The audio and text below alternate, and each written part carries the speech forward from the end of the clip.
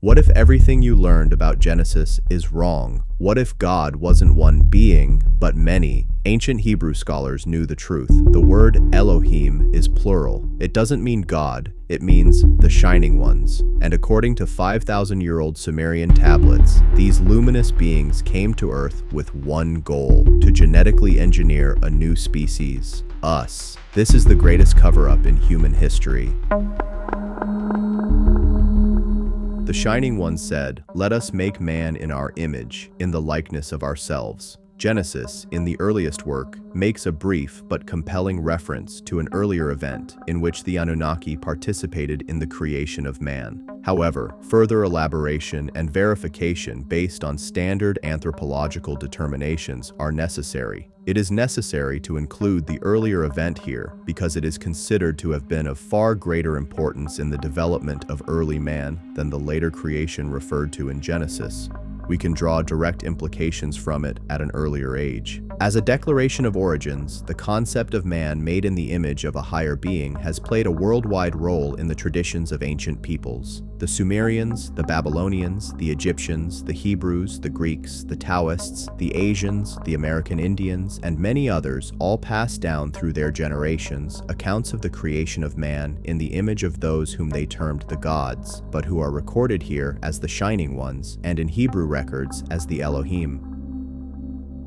These elusive strangers, the Anunnaki, were known to the ancient Sumerians. As already stated, their full title Dingir Anunnaki appears less frequently, where Dingir is a determinative indicating shining characteristics, and An represents either heaven or Anu, their supreme commander. As a result, they were the shining great sons of heaven or of Anu, with an exalted niche in the annals of the Hebrews, such as the angels of the Book of Genesis in the biblical Old Testament and the books of Enoch. 4 well-known quotations from Genesis capture the essence of the first 5 chapters. In the beginning, God created the heavens and the earth. God said, "Let us make man in our image, in the likeness of ourselves." Yahweh, God planted a garden in Eden in the east. Enoch walked with God, then he disappeared because God took him. The Ardean Preservation School in Jerusalem thoroughly researched and modernized these 4 quotations from the Jerusalem Bible, first published in, despite being the most authoritative and scholarly of all modern translations.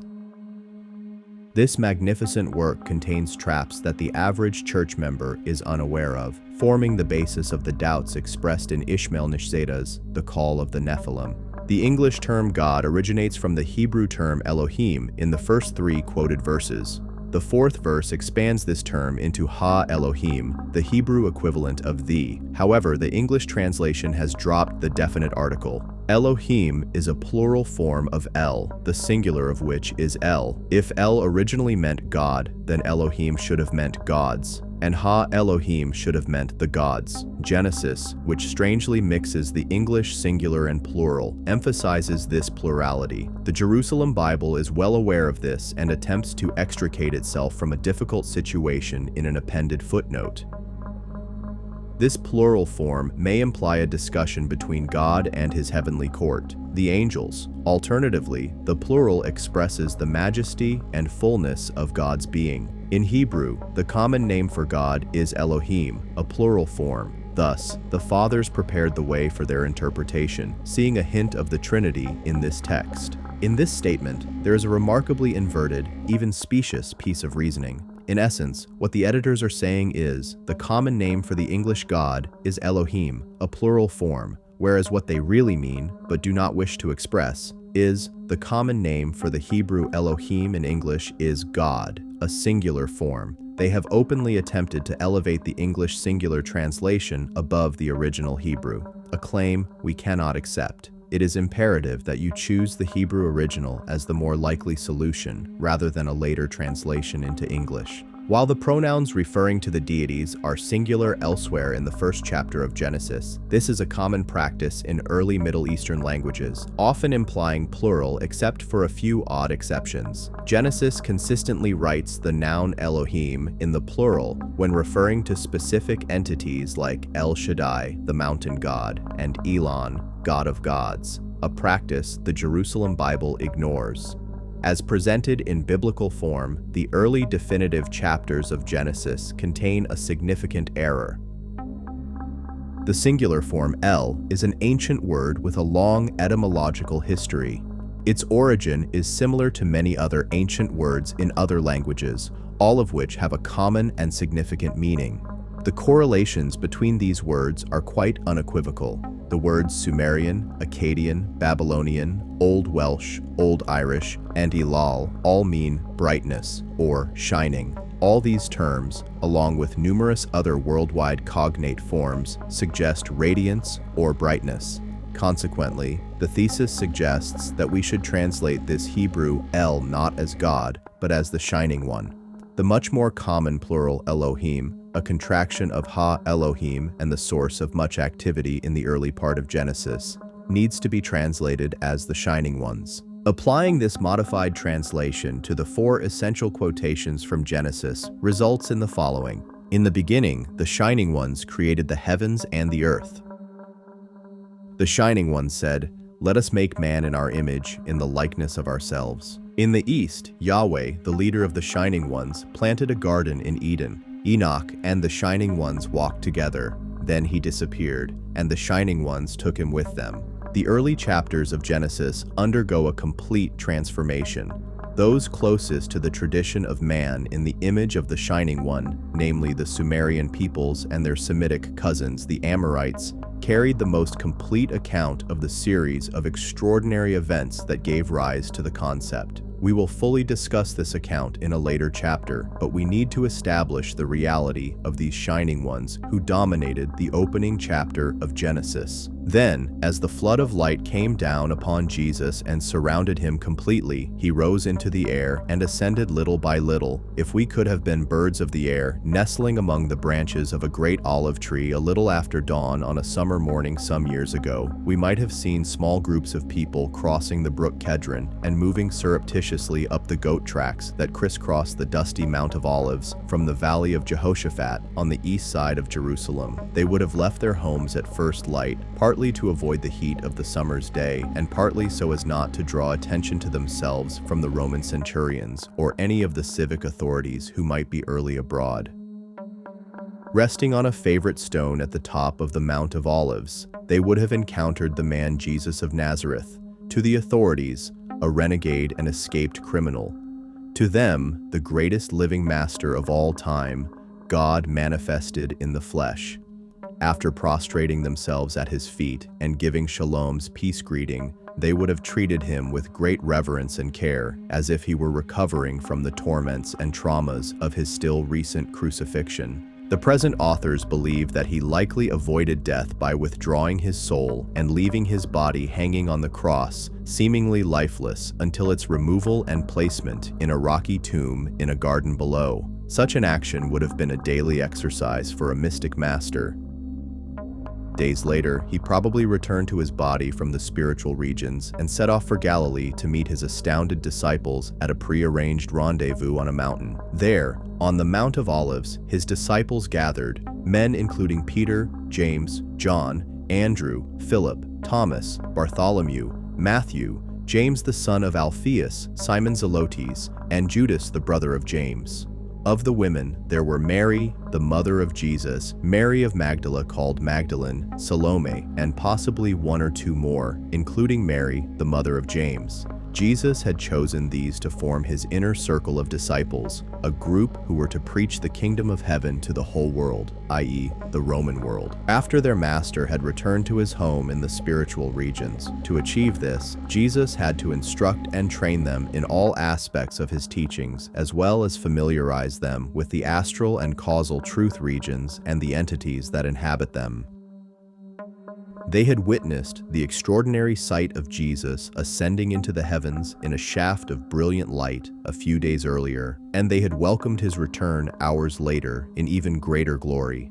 a light so intense that they had to beg him to reduce it because they could not bear its brightness. Once seated around Jesus, the disciples listened to an explanation. For his excursion from them, the astral region recalled him to quell a rebellion among the negative powers of the left-hand path. He visited the first sphere, the second sphere, the flashing sphere, and the eons, reducing the powers of the culprits by 3/4 and assigning them to tasks of reformation. Then he said to the disciples, "Rejoice and be glad from this hour on, because I've been to the places I originally came from. This is a new beginning. I may now speak freely to you. I shall speak frankly of the truth until its completion, and speak directly to you, not in parables.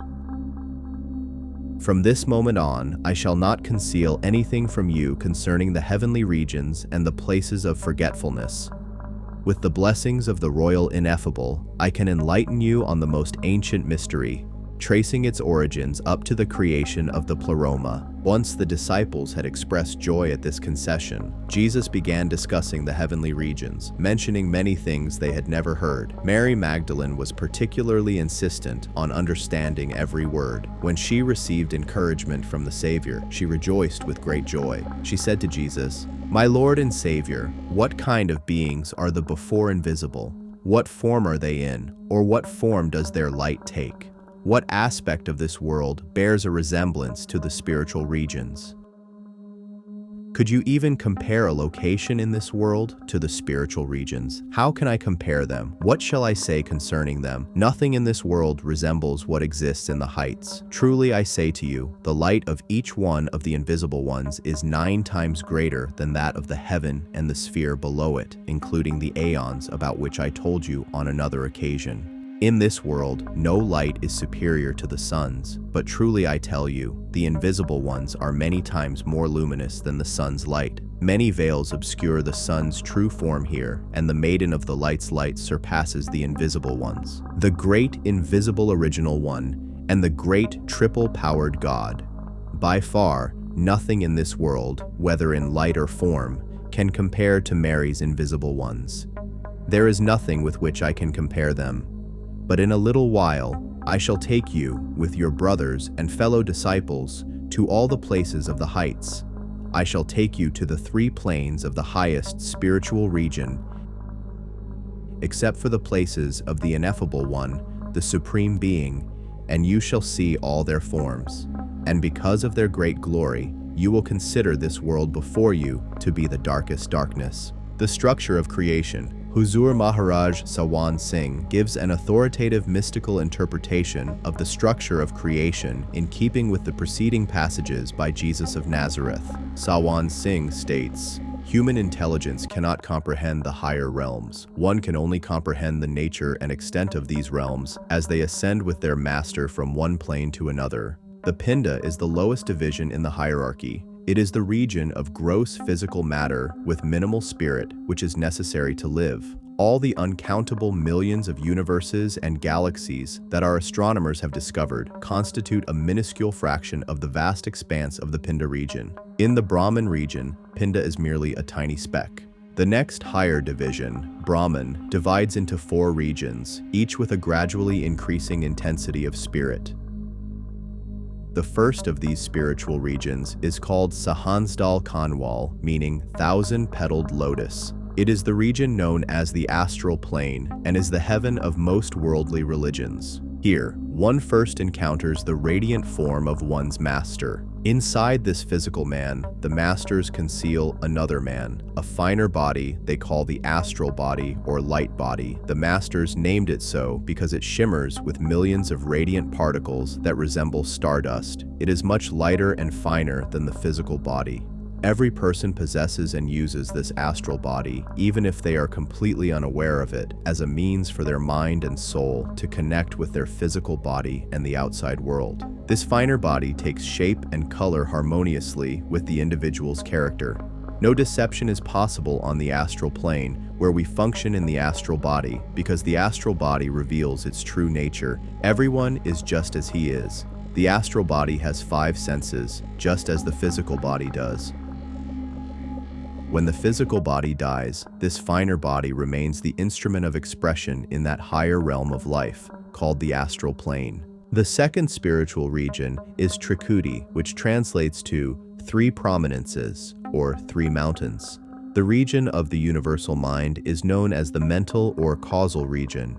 Inside the astral body, quite distinct from it, there is another body, much finer and more subtle than the astral. The masters refer to it as the causal body because it contains the actual causes or seeds of everything that will ever occur in a person's life. The causal body is as much finer than the astral as the astral is finer than the physical. Every individual's experience, spanning countless ages of existence, leaves a perfect record in this body. All these experiences shape character, and from that character, all actions emanate. If one can read these records, as the master and many others can, he can see exactly what that man did or had done to him in the past. What plans does he have for the future? It is all there, the past as invisible records and the future in seed form. After the physical, astral, and causal bodies, the mind is the fourth unit in the total constitution of man. The mind is finer than the causal body, more subtle and closer to the soul. If we are on the physical plane, we must have the physical body, the astral body, the causal body, and the mind. If we are to manifest in the astral region, we must temporarily leave the physical body. If we go higher to the second region, Trikuti, we leave the astral body behind and join with the causal body and the mind. When we leave Trikuti on the upward journey, we discard both the causal body and the mind, leaving them behind in Trikuti. We do this because we no longer need them in the regions above Trikuti. The next higher, or third spiritual region is Dwanda, the land beyond the 10th gate.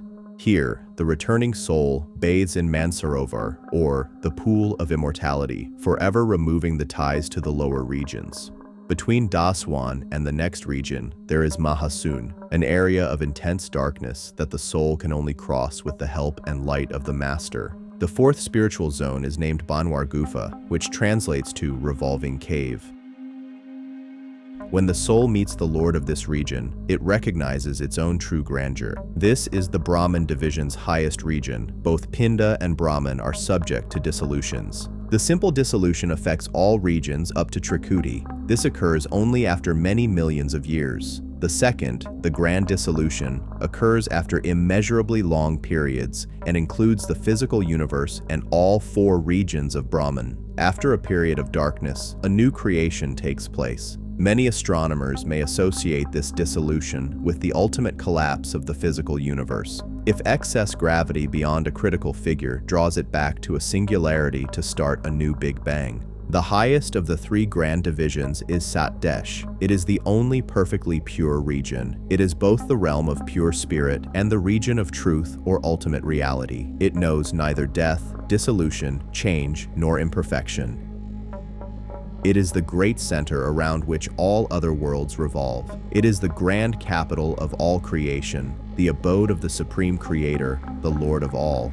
In any case, human intelligence cannot comprehend it. From the center of light, life, and power, the great creative current, the Shabd or word, flows to create, govern, and sustain all other regions. Surat, soul, and Shabd, sound, are both of the essence of the Lord. God himself is both Shabd and Surat. They are an inseparable three-in-one. The sound is God in action. He immerses himself in everything and revels in this play. He embodies both the worshipper and the worshipped. Four distinct regions make up the grand division of Satdesh. Although these subdivisions differ slightly, Sahansdal is the fifth spiritual region, the true home of the soul. We descended from the Father's house long ago to seek experiences in the lower worlds. It is the home to which the great masters take their disciples, where the master's responsibility ends. By attaining this state, the soul enters into communion with the Lord. The devotee and the Lord become one and never separate again. This region is ruled by Sat Purush. He takes over the responsibility of guiding the soul to the journey's end. This is the sixth spiritual region. Alak Lok, meaning the inaccessible region, is the next highest. Agam Lok, also known as the nameless region, is considered the highest. This region is home to Radar Dial, the Lord of the Soul and Supreme Creator. While we may ascribe Radar-Dial, Lord of the Soul, to the Supreme Creator, we widely recognize that no name can fully describe him, no thought can embrace him, no language can speak of him. He is the formless, all-embracing one. He is the impersonal, infinite ocean of love. All life, spirituality, truth, and reality come from him. He is all wisdom, love, and power. According to the Bruce Codex, there are at least districts in the combined astral and causal regions, also known as eons, each of which is controlled by an archon, a Greek term borrowed from the chief magistrates of Athens. Unfortunately, the Bruce Codex ends here, with the remainder of its pages missing. However, it is possible to read into the text that the eons, quoted as a unit, comprise the astral region, and that the higher eons are part of the causal region. The Askew Codex records Jesus' words as follows: "The 3 periods will be completed when the gate of the city of the great light opens into the higher eon to the left during the ages." Dr. Julian Johnson, who lived for 7 years with one of the greatest living masters, Huzur Maharaj Sawan Singh, quoted earlier, makes a passing comment. Earlier in his book, Johnson makes the following claim: Andar is also much more vast in extent than the physical universe. The central portion of that universe is commonly referred to as the astral plane. Andar, its capital or governing center, is named Sahansdal Kanwal by the saints. In that grand division, there are many subplanes, eons, so-called heavens and purgatories or reformatories, all abound in an endless variety of life.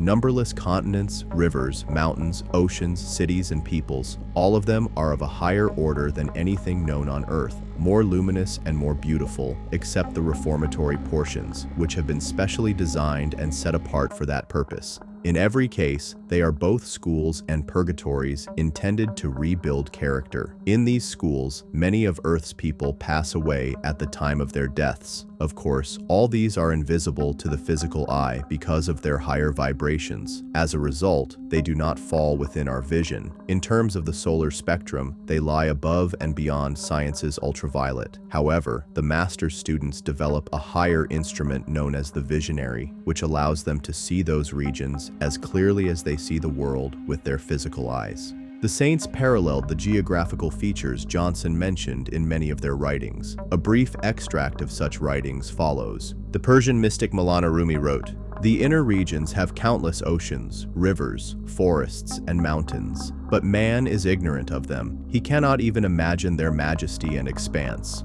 Compared to that inner world, this entire physical world is like a piece of string in a vast ocean." Another Persian mystic, Sadi, said, "In this foreign land there are many skies." Sethi translates this as regions, "and many are they who govern and rule them, Archons.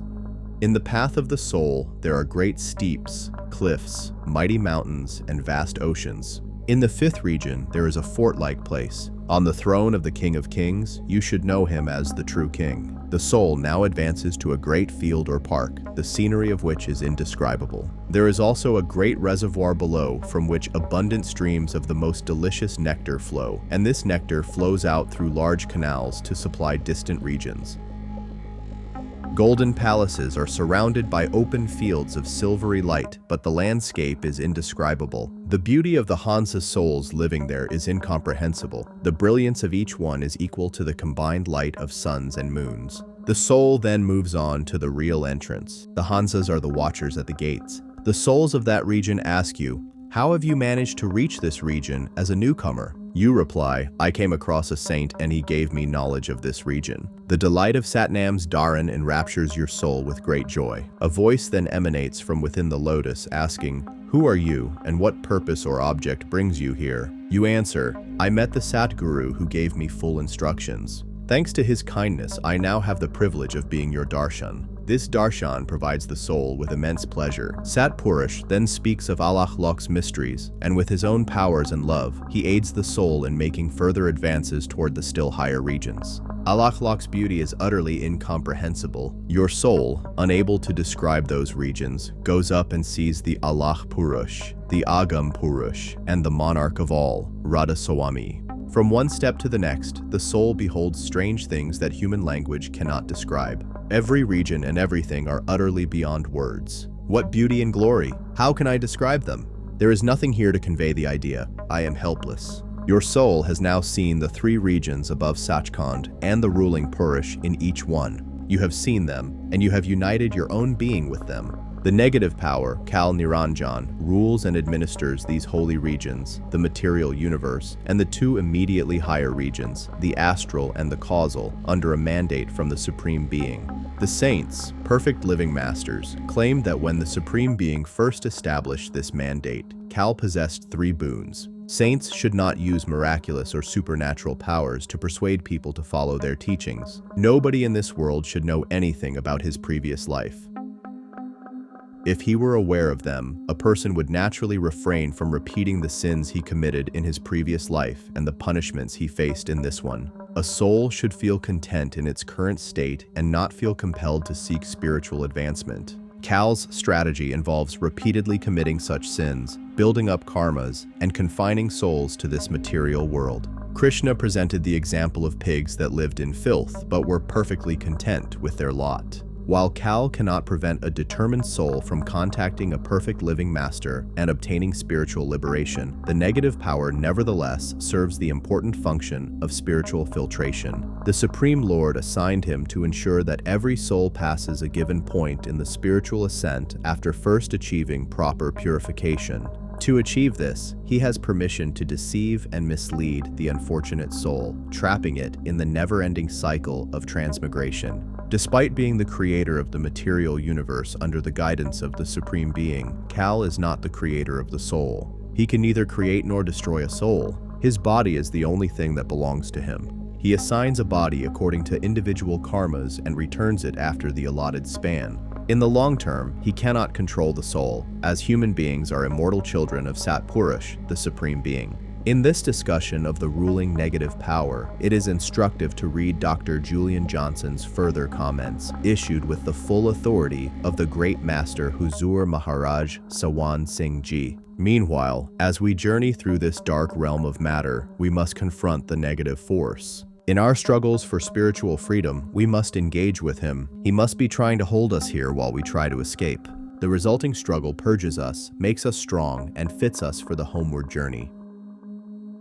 The Supreme Father designs this everlasting fight, this struggle, in a welter of pain, blood, and heart cries to purge us and make us clean, ready for our homeward ascent. Let us never be discouraged. Father has designed everything for our benefit. It is much as if one enters a gymnasium to exercise. If we meet these difficulties in the right spirit, we shall greatly profit from them. The idea of pain and struggle is to purge us and inspire in us a longing to rise above the regions of pain and shadow. At the present time, we are sojourners in the country of the negative power, and our first duty is to find our way back to our own homes. While we are here, we are subject to this country's laws. When we say laws of nature, we mean these laws of negative power. He is the creator and Lord of the physical universe. He is the Lord God of the Bible, the Jehovah of the Jews and Christians, and the Allah of the Mohammedans. He is the Brahm of the Vedantists, the God of practically all religions. None but the saints and their students know of any other God.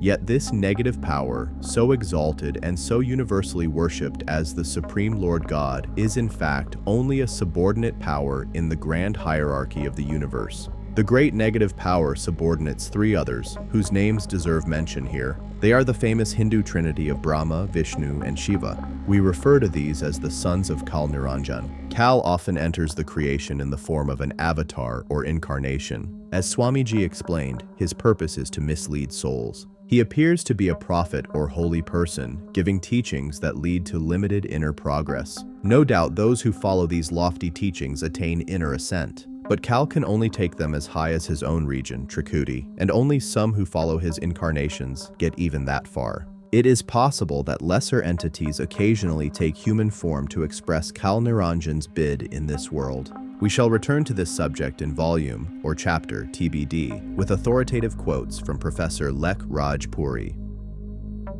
In the 2 pages at the end of this second prologue, an attempt has been made to outline a tentative hierarchy out of the limited information supplied by the ancient Coptic documents, the Askew and the Bruce codices. The fact that no earthbound creature can understand the ramifications of the spiritual regions is in this case not an impediment to understanding this book. The author's aim is to highlight rather than define the existence of certain groups and individuals mentioned in the codices by other ancient authors much earlier. The first group comprises 5 Archons: Zeus, Cronus, Ares, Hermes, and Aphrodite, whose names were familiar to the classical Greeks. In a comment, the Askew Codex quotes Jesus of Nazareth. When the Archons under Adamus rebelled, they attracted other Archons and Archangels, as well as assistants and deacons, due to their continued practice of sexual intercourse. Then, from the place of the right, Ju, the master of my master, descended and banished them to the flashing sphere on the astral plane. There were regions Sabaoth the Adamus ruled as head Archon over 6 of them, while his colleague Jabra ruled over the other 6. When Jabra came to believe in the initiation of the light and his Archons, he abandoned the practice of intercourse. But Sabaoth and Adamus continued to be involved in sexual matters. When Ju, the master of my master, observed Jabra's faith, he escorted him to the sphere with all the other Archons who shared his belief. The sphere transported him to a realm of pristine air where the sun illuminated the spaces between the middle and the invisible god, Kal Niranjan. He established Jabra there, accompanied by the Archons who had placed their faith in him. He led Sabaoth the Adamus and his Archons, who did not adhere to the mysteries of the initiation of the light, but instead continued to engage in sexual intercourse within the mysteries. He then appointed Archons in each eon, placing them under his authority. He appointed 5 other Archons to rule over the eons, and all the Archons he appointed in the world of man. These 5 Archons are known by the following names. The first is named Cronus. Then he drew a power out of the Anunnaki Shining Ones, one of the 3 triple-powered gods, and bound it into Ares. He drew power out of Ban-Chuch, one of the 3 triple-powered gods, and bound it into Hermes. Next, he took power from Pistis Sophia, Belo's daughter, and transferred it to Aphrodite. Furthermore, Ju realized that the 5 needed a rudder to navigate the world and its regions to prevent destruction from the wickedness of the negative powers. So he went into the place of the middle and drew out power from Sath the Good, and he bound it into Zeus because he was good, so that he might guide the others with his goodness. Askew Codex, the Path of Light. These 5 Archons have been included in the hierarchy layout under the heading Administration with the Positive Powers because they appear to have been given a constructive task. We'll discuss this in the Greece and Crete section. 7 well-known archangels are listed in the instruction heading. The Chronicles of Enoch chapter describes these 7 out of the greater number in the material spiritual regions as having a major role in the creation of the Garden of Eden, or Karag as it was known to the Sumerians. After I had seen all this, these men said, "Enoch, we have only been told to accompany you this far." Then they left me, and I never saw them again. Alone outside the haven, the great house of Enlil, I succumbed to fear and collapsed onto my face, questioning my fate. Then the Lord Enlil sent one of his great archangels, Gabriel, out to fetch me. He said to me, "Enoch, do not be afraid. Stand up and come with me, and keep standing up when you are in front of the Lord." Then Gabriel took me into the Lord's presence and whisked me away like a leaf in the wind. "Do not be afraid, Enoch. Get up, and in fact, always stand up when you're with me," the Lord said to me as I fell prostrate before him. Then Michael, who was the chief captain, raised me up. Then the Lord called one of his archangels named Uriel, who was the most learned of them all, and said, "Bring out the books from my library. Give Enoch a pen for speedy writing, and tell him what the books are about." Enoch's Secrets. The following extract provides additional evidence that archangels and angels were involved in instruction in Eden's earthly garden. After this, the men brought me to the 6th haven, the building of knowledge, where I saw 7 groups of very bright and wonderful angels with their faces shining brighter than the sun. They were brilliant, and they all dressed and looked alike. Some of these angels study the movements of the stars, sun, and moon, and record the peaceful order of the world. Other angels committed themselves to teaching and instruction in clear and melodious voices. Enoch's Secrets. The Askew Codex's account of Pistis Sophia's harassment by the negative forces of the Oreids confirms the origin of these teaching angels in the hierarchy of the material spiritual regions. According to his own account, Jesus of Nazareth successfully rescued her with the assistance of 2 archangels. So once again, when Pistis Sophia, one of the invisible ones, had made this appeal, after receiving a command from my father, I sent Gabriel and Michael with a great flood of light to help her. I instructed Gabriel and Michael to take the Pistis Sophia in their hands, and I instructed them to guide her carefully through the places of the abyss from which they had to bring her out. When these angels descended into the abyss, accompanied by a flood of light, all the hunters, who were negative powers under the command of the Oreids, saw the light shining so brightly that it was uncontrollable. This fear caused them to release Pistis Sophia. The Watchers, angels with craft and teaching skills, arrived in the Garden of Eden as reinforcements. They are the only other known inhabitants of the material spiritual regions, recorded as having connections with the world at this time. The Watchers' subsequent actions of seducing and marrying the daughters of men resulted in chaos, and their imprisonment in active volcanic ravines bears a close resemblance to the punishments described in the Askew Codex as customary in the material spiritual regions. And they were all who descended in the days of Jared on the summit of Mount Hermon, Lebanon. Book of Enoch, Greek version.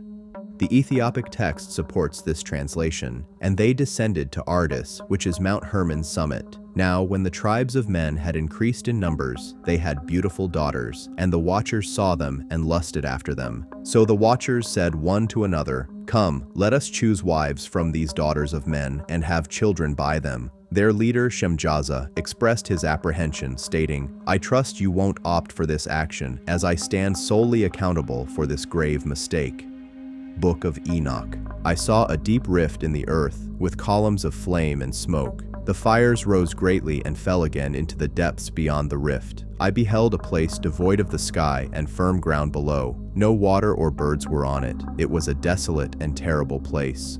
There was no water or birds, and Uel said to me, "This is the place where the angels who have cohabited with women will be imprisoned, those who in many different ways are corrupting humanity. They mislead men into making sacrifices to demons. They will stay here until they face a trial, and the angel women who have strayed will transform into sirens." Book of Enoch. The following quotation allows for a comparison with the punishment zones of the material spiritual regions. The Savior, Jesus of Nazareth, replied to Mary Magdalene as follows, "Truly, I say to you, the fire in hell is 9 times hotter than the fire among mankind, and the fire in the punishments of the great abyss is 9 times fiercer than that in The fire present in the judgments of the Archons, situated on the path of the middle, surpasses the intensity of the punishments in the great abyss by 9 times. The Book of Daniel is where the Watchers first appear in the Bible. Next, a Watcher, a Holy One, came down from heaven. Daniel 4:13. There is no doubt that the Watcher angels were a rebellious and destructive force, both in the astral region, where they caused chaos on the paths through the region by giving wrong directions and switching guiding signposts. Askew Codex, The Path of Light, chapter, The Rebellions and Reformations of the Archons and Their Angels, and on earth, where they rebelled against the edicts of the Enlil Archangel Council. When the rebellious Watcher angels divert the traveling soul onto the left-hand path, they discover that the place names differ from those on the right-hand path. When they ask the Archons to guide them onto the right-hand path, they respond with boastful promises and threats of punishment instead of speaking the truth. Those unfamiliar with the features of the right-hand path, including its triangles, quadrangles, and various directing signs, may require assistance finding their way. The Watcher angels' persistent efforts to divert them onto the left-hand path, marked by quadrangles, triangles, and figures of 8, will embarrass them with immense confusion and engage them in extensive wandering.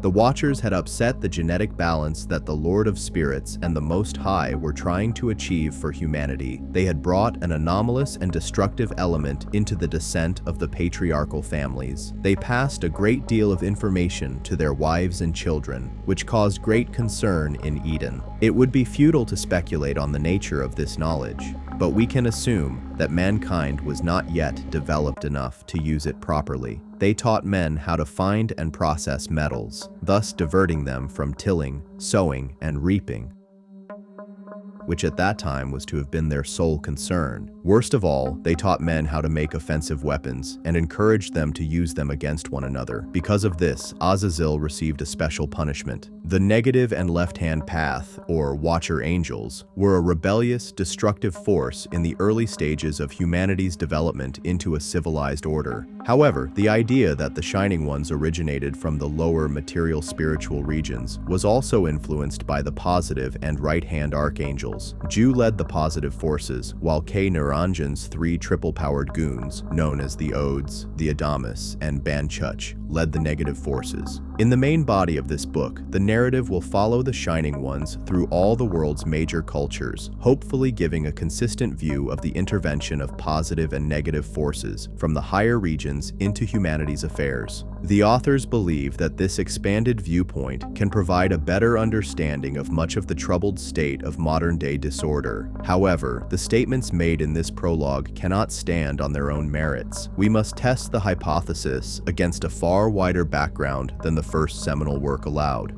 The Shining Ones were painted boldly on the ancient canvases of the Middle East, where they could hardly be overlooked. And as reported in the megalithic Odyssey, traces of their passing may be found in Ireland and Cornwall, both in the mythological traditions and in the megalithic monuments that comprise their signatures there. But would the Shining Ones be as easily detectable behind the prehistoric veils of other cultures as yet unresearched? To answer that question, an investigation that considered the whole world was required. It also needed an eclectic approach to selecting material evidence, an approach that would be anathema to many scientific purists. However, the evidence accumulated so far, particularly related to the genius of the few, was too strong to compromise in this selection. Indeed, the purpose of follow-up volumes is to demonstrate that the conclusions reached in the first two had a far wider geographical and cultural application than those found within the comparatively narrow confines of the Middle East and Cornwall. Furthermore, they would need to co-create the answers to the basic questions addressed in this prologue.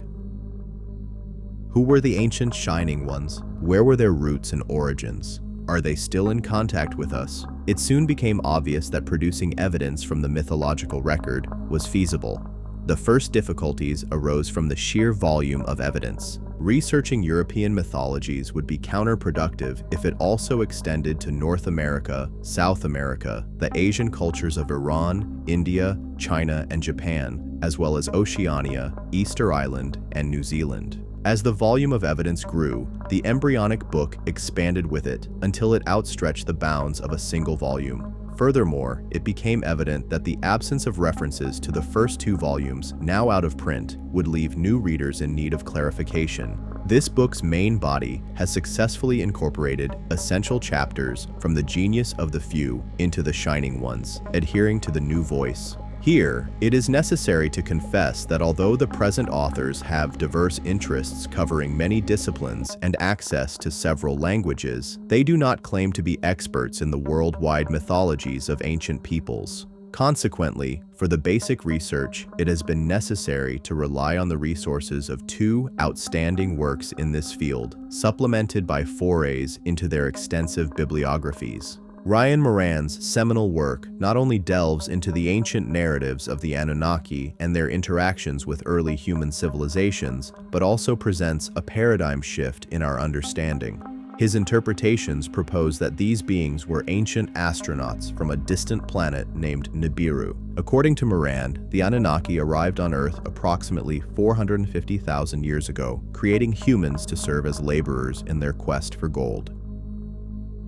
This perspective challenges the mainstream view of the Anunnaki as mythological deities involved in human affairs. However, the advanced knowledge encoded in ancient texts could imply influences beyond mere mythology. Moran's theory about Nibiru, a distant planet that passes through our solar system every 3,600 years, suggests it is the home of the Anunnaki. This theory has sparked lively debate among scholars, with some arguing that Nibiru referred to Jupiter, Marduk, or an unknown planet beyond Pluto. Yet the precise astronomical observations in ancient records might indicate that these texts hold deeper meanings. This hypothesis aligns with modern efforts to identify a distant celestial body influencing our solar system. Interpreting the term Mushumu as fiery rocket or sky chamber, Moran proposes that these references in Sumerian texts could point to advanced aerial vehicles used by the Anunnaki.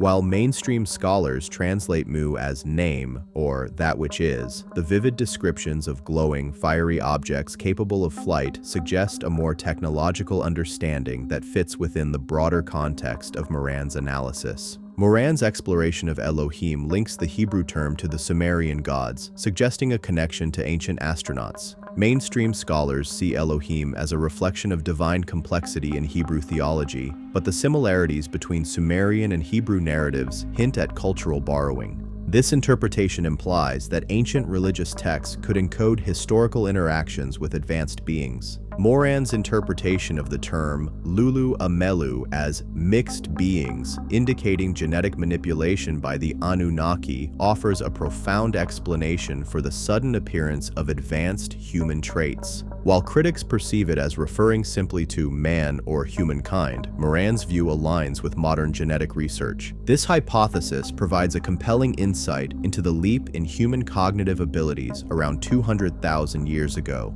underscoring the importance of his research. Moran suggests that Esh denotes a complete orbital period of Nibiru, 3,600 years. Critics argue it means king or ruler in Sumerian, but their advanced astronomical knowledge supports Moran's interpretation. This perspective provides a consistent framework for understanding the cyclical nature of historical events and their possible link to Nibiru's orbit. Moran asserts that the Anunnaki imparted advanced knowledge of the zodiac and precession to the Sumerians. Mainstream scholars argue there is no evidence for such advanced knowledge, but the Sumerians' detailed astronomical records and calendar systems suggest otherwise. This interpretation fits within the broader context of ancient advanced astronomical knowledge. Moran sees the Enuma Elish, a Babylonian creation myth, as a literal account of extraterrestrial events. Critics view it as purely mythological, but the detailed narrative of divine conflicts and cosmic order aligns with Moran's interpretation. This perspective implies that the myth might encode historical events involving the Anunnaki. Moran's interpretation of Enki as a genetic engineer who created humans offers a unique view of Sumerian mythology. While mainstream scholars see Enki as a god of wisdom and water, Moran's hypothesis of genetic manipulation aligns with modern genetic science. This interpretation explains the advanced knowledge and rapid development of early human civilizations. The symbols on cylinder seals, such as VA, are interpreted by Moran as depictions of the solar system and space travel. Critics argue these symbols were religious or administrative, but the detailed astronomical imagery suggests a higher level of understanding. This interpretation connects ancient artifacts to advanced knowledge imparted by the Anunnaki. Moran's theory, which posits that humans originated to mine gold, provides a distinctive viewpoint on early human labor. While scholars see references to gold as symbolic, Moran suggests they reflect the Anunnaki's historical quest for the metal. This interpretation aligns with archaeological evidence of ancient mining and the rapid development of mining technologies. Moran interprets the biblical Adam Adar as a creation of the Anunnaki. Critics view this as purely mythological, but Moran's hypothesis of genetic manipulation provides a coherent explanation for the advanced cognitive abilities and societal development seen in early human history. This perspective suggests that ancient religious texts might encode real historical events involving genetic engineering. Moran interprets the Epic of Gilgamesh as containing extraterrestrial themes, seeing it as a narrative of interactions with the Anunnaki. While scholars view it as a myth exploring human mortality and heroism, the detailed descriptions of divine beings and otherworldly journeys support Moran's hypothesis. This interpretation implies that the epic might encode historical interactions with advanced beings. According to Moran, the biblical Noah and the Sumerian flood hero Ziusudra are real historical figures involved in a catastrophic event orchestrated by the Anunnaki. Critics consider these stories symbolic, reflecting natural disasters rather than historical events. Moran's analysis, however, suggests that these narratives may contain encoded historical records of interactions with advanced beings who caused the flood as a means of controlling or resetting the human population. Lastly, Moran's interpretation of divine kingship in Sumerian texts proposes that the concept originated with the Anunnaki, who established themselves as rulers over early human civilizations. Mainstream scholars see these references as symbolic, but the detailed accounts of divine associations with kingship hint at a historical reality where the Anunnaki played a central role in governance. This perspective aligns with the sophisticated political and social structures observed in ancient Sumerian civilization. Eastward, in Eden. All modern concepts of the Garden of Eden stem from a few verses in the biblical Book of Genesis, none entirely free from ambiguity. The ancient Hebrew documents from which the early part of the book was compiled contained simple and basic writing, with very few vowels and none of the modifying inflections that later gave flexibility to the language. Even today, after millennia of scholarship, no one can accurately pronounce the name of the Hebrew God due to the absence of vowels. As a result, our churches vary in their interpretation of the original name YHWH, Yod He Vav He, between the sounds of Yahweh and the choice of Jehovah. These are only two possibilities. Early Middle Eastern languages heavily relied on paronomasia, a type of punning that conferred multiple meanings to a single set of characters. As a source of ambiguity, speech likely distinguished subtle tonal inflections between meanings, but written language lacks this indication. To aid translators, like their predecessors, modern students of such languages must guess the meanings of many words and phrases based on their preconceived notions of context. Therefore, in all three fundamental ancient Middle Eastern languages, Hebrew, Sumerian, and Akkadian Babylonian, a secular scholar is likely to translate a text differently than a scholar with a religious interest. This was evident in the prologue discussion, where the religious scholar interprets the simple term Elohim as God, while those of a secular persuasion interpret it as the Shining Ones. The Old Testament does not specify who or what these Shining Ones were, but fortunately, the ancient Sumerian records do. Certain alternative Hebrew documents, which biblical scholars need to better understand, provide remarkable confirmatory evidence. Scholars have translated the Hebrew word the heavens as Hashemi. This was Hashemi, a plural form indicating the skies. Hebrew could also signify the heights, similar to the Sumerian term an, which refers to the skies or high places. But Eshem was also the root of a word meaning plain or vegetation. In the context of the Garden in Eden and the following descriptions of this place, it is likely that Chat Hashim originally meant the highlands and, acknowledging paronomasia, the planted highlands in particular. Similarly, the Jerusalem Bible translates Haaretz as the earth and its location as the ground or the land. Haaretz, in contrast to Hashemi, probably meant the lands. The most important problem in these translations of terms in Genesis, after the elucidation of Elohim, occurs in the Hebrew word bara, which biblical scholars translate as created. It would only be possible to challenge this interpretation with the parallel Sumerian and alternative Hebrew versions available. Biblically, God only used the term bara in the context of creation. Otherwise, it could mean disparate things such as cut down timber, clear ground, or fatten oneself. Therefore, we should not necessarily translate the first verse of the first chapter of Genesis as, "In the beginning, God created the heavens and the earth," but rather as, "In the beginning, the Shining Ones cleared the ground or cut timber in the highlands and the lands," because according to the Sumerian record, that is exactly what they did in Karag in the Garden in Eden. However, a second option adds another dimension to the account. In Hebrew, the letter bet at the beginning of a word is frequently proclitic. That is, it appears to be an integral part of the word, but is really a form of modifying prefix.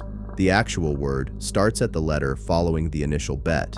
In its ability to modify, it can signify pleasure in verbs related to perception or seeing. Aleph seen, as, is the root of the Hebrew word to see. Consequently, it would appear perfectly justified to transliterate Aleph Lamed Peh as looked at with pleasure. Under such an interpretation, the quotation would become, "Initially, the Shining Ones looked down, pleased, at the highlands and the lowlands. If we believe the Sumerian account, the Shining Ones descended to the summit of a commandingly high mountain, Hermon, from which they could view the land they would ultimately settle. There is no immediate concern about the difference between the two interpretations of Haaretz, as Paranomasia would have implied both. However, in the third quintessential quotation from Genesis, which presents the final problem, Hebrew scholars have long puzzled over the meaning of YHW, finding no satisfactory solution.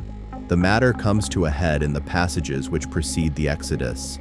Now Moses, tending to the flock of his father-in-law Jethro, the priest of Midian, drove the flock into the wilderness and arrived at Horeb, the mountain of God. The angel of the Lord appeared to him in a blazing fire out of a bush. Malach Yahweh, which means a messenger of Yahweh or an angel of Yahweh, describes the presence in the bush. However, the angel expresses himself as follows in Exodus: "I am the God of your fathers, the God of Abraham, the God of Isaac, and the God of Jacob." Moses also hid his face because he feared looking at God. These passages provide a prime example of the difficulties that arise when we translate the plural term Elohim as God.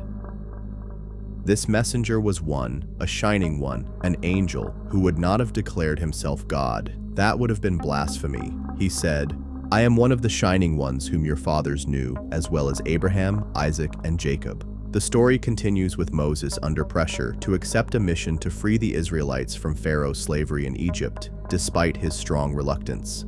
In Exodus, Moses said to God, "When I come to the Israelites and tell them, 'The God of your fathers has sent me to you,' they ask me, 'What is his name?' What should I say to them?" And God said to Moses, "Ehya Asher Ehya." He continued, "Thus shall you say to the Israelites, 'Ehya sent me to you.'" Now, people generally accept that the meaning of the Hebrew phrase Ehye Asher Ehye is unknown and have variously translated it as "I am that I am who I am," or "I will be what I will be." Ehye is believed to signify "I am" or "I will be." Additionally, in the third person, it transforms into Yahweh or "He is," but this is scholarly speculation.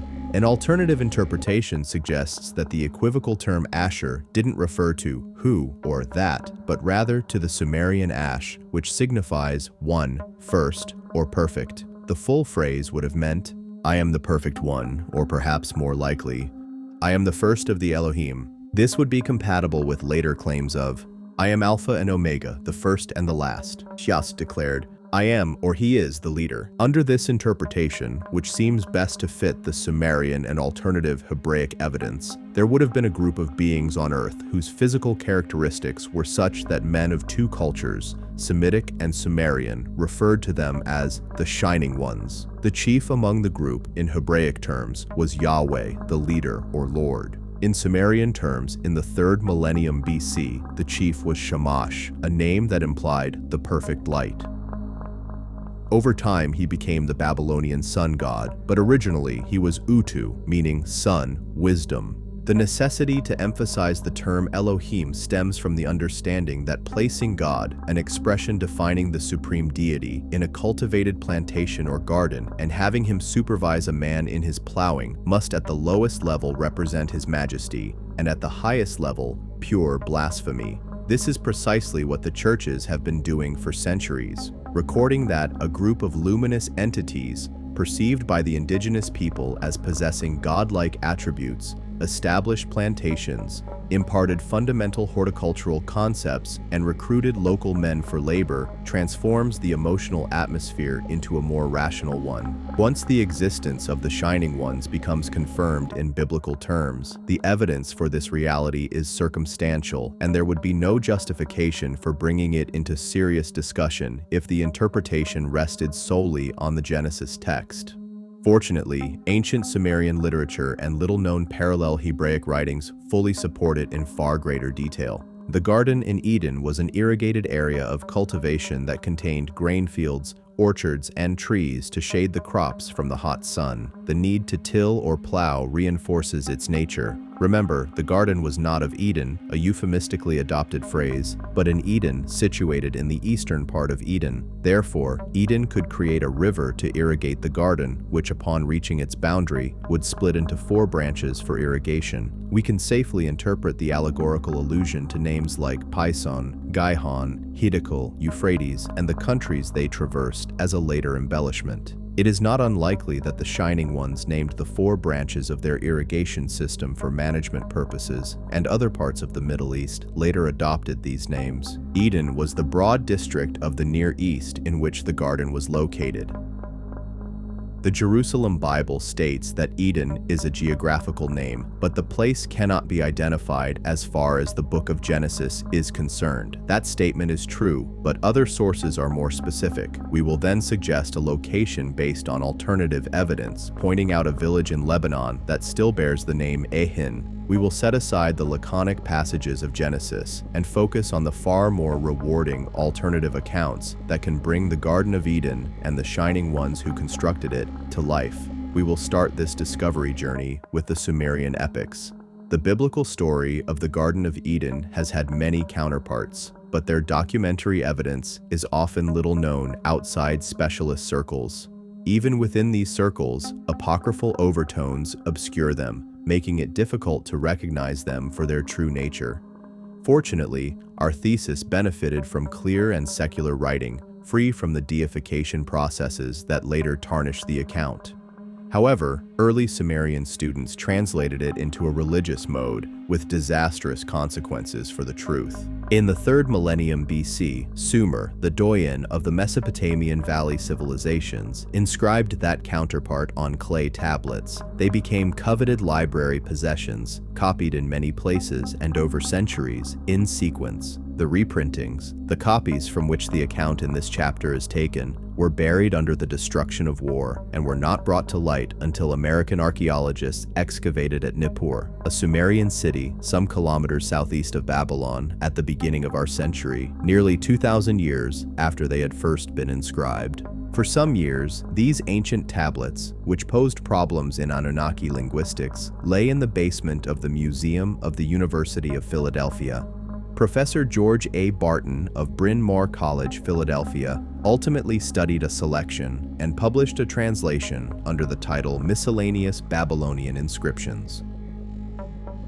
In his introductory note, Professor Barton expressed his clear understanding of the challenge. In our current state of knowledge, the first interpretation of any unilingual Sumerian text is largely tentative. And over 40 years later, Professor Samuel Noah Kramer would write, "The oldest of Barton's literary pieces, although the late George Barton copied and published it as early as 1918, its contents, which center on the Sumerian air god Enlil and the goddess Ninhersag, are still largely unintelligible." In Sumerian, the many phonetic values assignable to each ideogram and the many meanings attributable to each value provide the translator with a wide choice of interpretations, particularly if the broad nature of the subject matter is open to speculation. Early in this century, scholars such as Barton divided Sumerian literature into 3 categories: commercial, religious, and historical. They generally believed that historical texts were scarce. For translation, they relied wherever possible upon parallel Semitic and Akkadian texts of a later vintage, inscribed after the Babylonian infiltrators had adopted the Sumerian language of for their own purposes.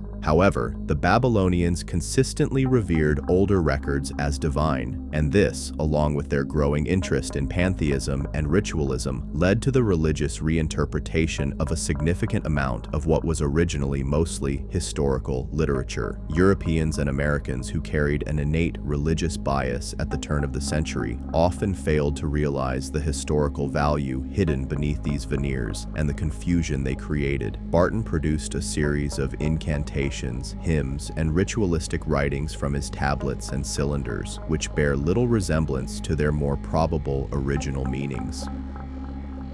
But by looking at these texts from a historical and almost documentary point of view, and by following two simple rules, it has been possible to recover a coherent story from 9 of the tablets, one that makes sense and has little to do with religion. The first constraint was to accept that the proliferation of meanings assigned to each diagrammatic symbol was a function of the language's development over time, and to assume that ideograms from the first half of the 3rd millennium BC carried a relatively small number of these meanings. Within each list, we could largely resolve doubts by referencing the archaic pictorial representations from which the ideograms evolved.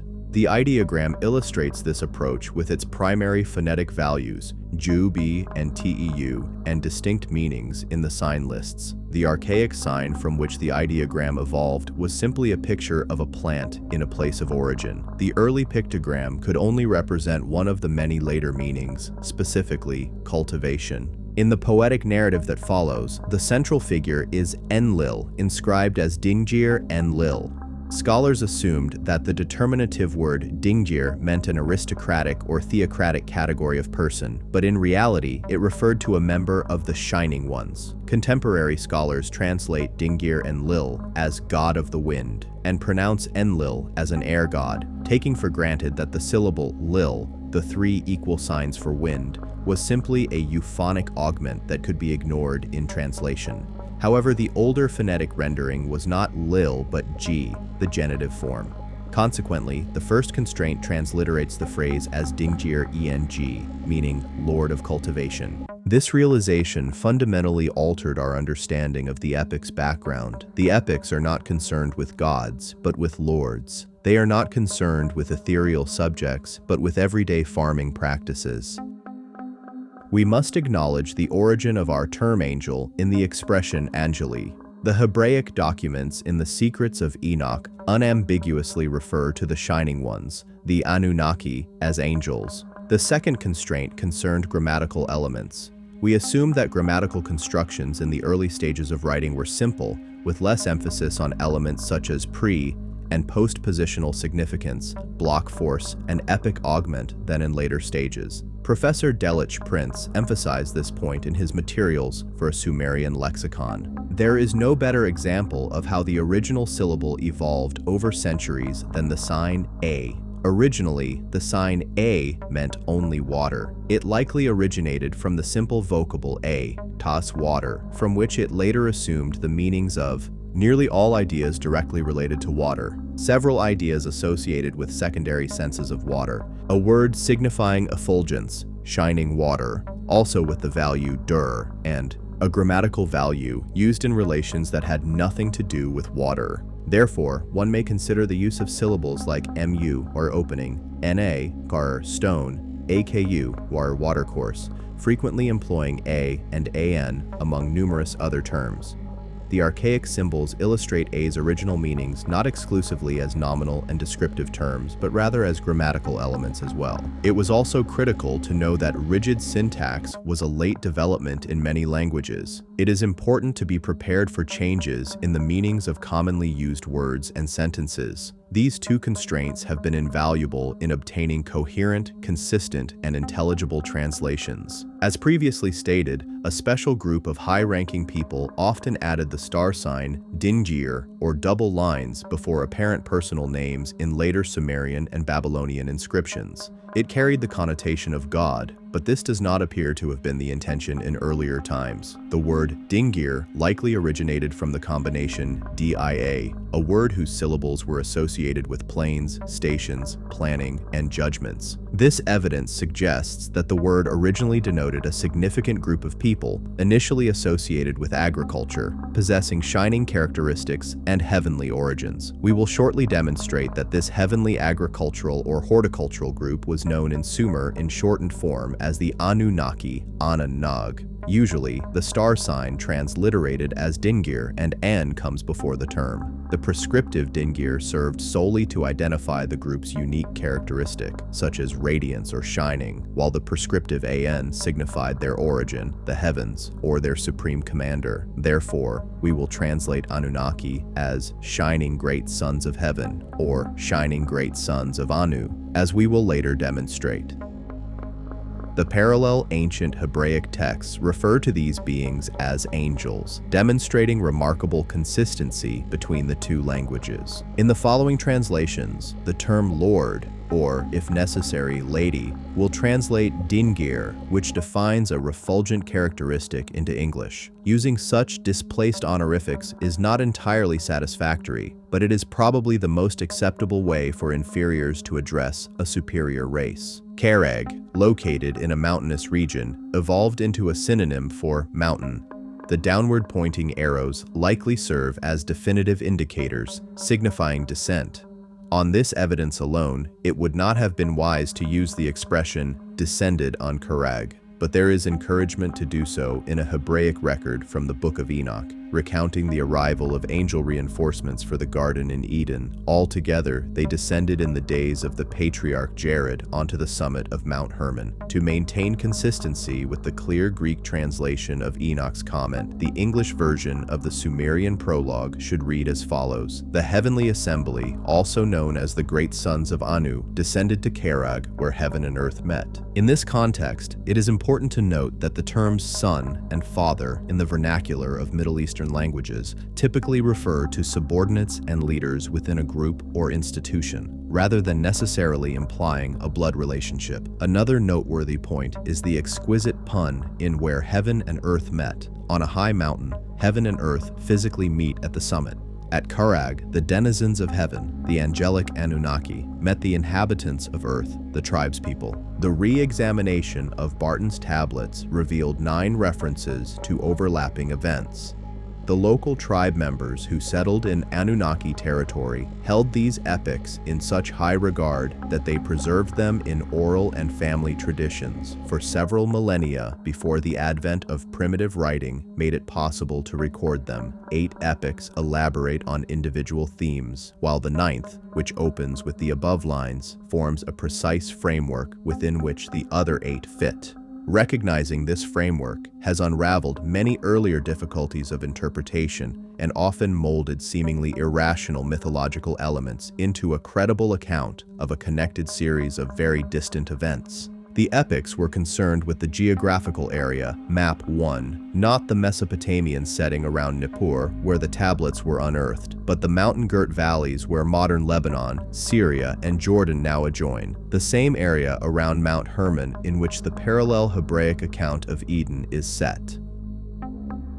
The story describes the start of a mountain settlement in this area, where farming, gardening, and tree care were practiced in a high intermountain basin that received plenty of water from a reservoir created by damming a seasonally flowing river from a nearby ravine. Father Enlil, the Lord of Cultivation, guided a specific group of Anunnaki who descended and established the settlement of Karag. This group included Enlil's wife-to-be, Ninl, Lady of Cultivation, more frequently referred to as Ninhersag, Lady of the Foothills, who appears to have been an agricultural biologist herself. Among their top echelon, the group included Enki, Lord of the Land, who in modern terms would be described as the operations manager, and Utu, or Ugas, Sun Wisdom, later known as Shamash by the Babylonians, Ogus by the continental Celts, and Ogma by the Old Irish. The Babylonians, occupied with local surveying based on sun observations, ultimately deified Shamash as their sun god, likely the anonymous forerunner of Apollo and others. A Council of 7 democratically organized the Anunnaki group and appears to have made all major decisions. The group periodically assembled in a council chamber within the original mountainous Karag. Occasionally, their supreme commander, Anu, joined the others in their deliberations. In the same manner, the parallel Hebraic record refers to the equivalent Most High and the Council of 7 Archangels. It is fitting, then, that the oldest tablet in the Karag epics recounts the meetings that led to the decision to settle there. We will enumerate it as epic number I, which refers to a period before the arrival of the Anunnaki, preceding it. American scholars first translated this epic early in the 20th century under the title Creation Myth. However, we must conclude that it is not a myth and has nothing to do with creation except in an agricultural sense. It appears to be a straightforward account of the conditions in the highland tribal homelands when the Anunnaki arrived, and how they settled in and set up their farming operations, possibly initially for their own survival. Human bodies still needed feeding even with angelic controls. The authors mention several personalities that warrant pre-commentary. Most Dingir prefixed names are appellations descriptive of occupations, responsibilities, or mental and physical characteristics. According to the present author's experience, the inability to recognize this has significantly duplicated so-called god names over the centuries. This is primarily due to the multi-skilled nature of certain personalities who may have been referred to as Enlil, a title describing his role in an agricultural project, and Lord of Knowledge, depending on the context. Others have mentioned Ugmash, which translates as Sun Wisdom. He was in charge of solar observations during surveying in the Karag district. Numerous individuals who excelled in these roles could have received the same documented cognomen. Several such descriptive terms later became god names in mythology, as illustrated in the lines below. One prime example is Dingir Tag, a personality who should not be addressed as Tag, as Langdon does, nor Taku, as read by Barton, nor Utu, as recorded by Kramer, but simply as Lord of the Breaking Down Implement. Even the term Lord may place too much significance on the individual, since the Anunnaki had a three-tiered hierarchy, the lowest of which did not qualify for ennoblement. The term Tag Tug consists of the words implement or tool and breakdown, indicating that this person was in charge of creating or managing a breaking down implement. As discussed below in the context of turning over the hard earth, the implement primarily served as a plow. An Anunnaki plowman could be a simplistic interpretation of Dingir Tag Tug, but adopting such a term would diminish the sense of awe and gratitude that the local people held for their benefactors. To preserve the epic's authentic essence, we will use the expression Lord of the Plow. At that time, the Lord Enki was speaking to the Lord Enlil.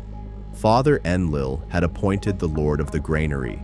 Enki said, "To erect that splendid enclosed dwelling, the splendid dwelling, the bright dwelling, the place with lofty running water." Lord Enki and Lord Enlil conversed animatedly. The Lord of the Granary had brought water from the splendid watercourse to the cattle shed. A wall surrounded the cattle shed. He also covered the food stocks in a lofty building.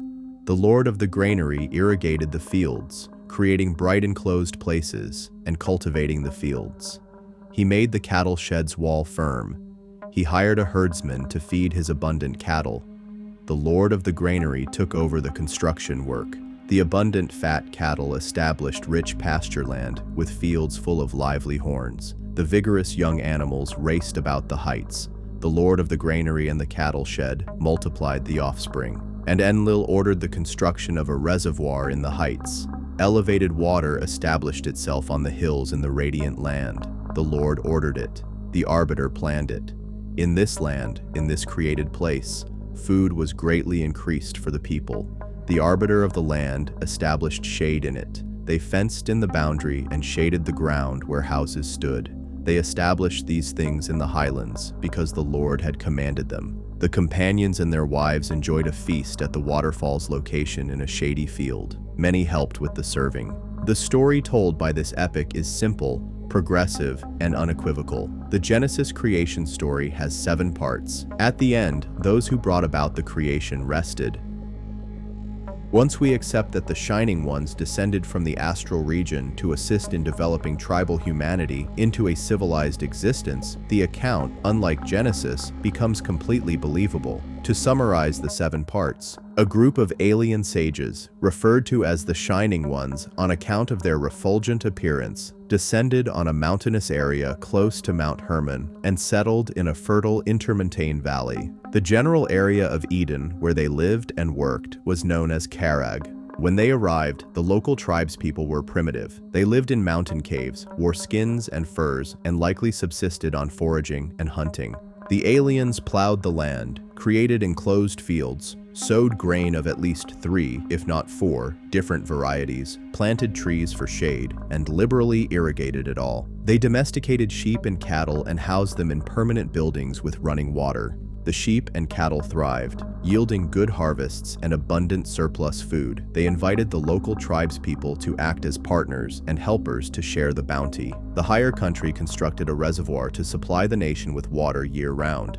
The aliens built houses of cedar wood, including one large, bright principal dwelling. They all took time off to feast and celebrate the completion of the basic work, or perhaps the harvest. We are told that some had wives with them, but these were probably only the local tribe members. This was an Akkadian idol, the Garden in Eden in its earliest days. This was the perfect, peaceful scene, but we knew it would not last. The following epic informs us that sickness engulfed the settlement, while the alternative Hebraic account reveals that the Watchers, the next reinforcements of angels, would bring terrible troubles to the lands. In the following epics, further troubles occur, mounting to the final awful destruction. However, for now, an air of peace, plenty, and good fellowship inspired the chronicler to heap praise on the alien benefactors. At the end of the last epic, Chi utters the following pregnant phrase: "In this land, in this created place." Here, we emphasize the specific reference to creation.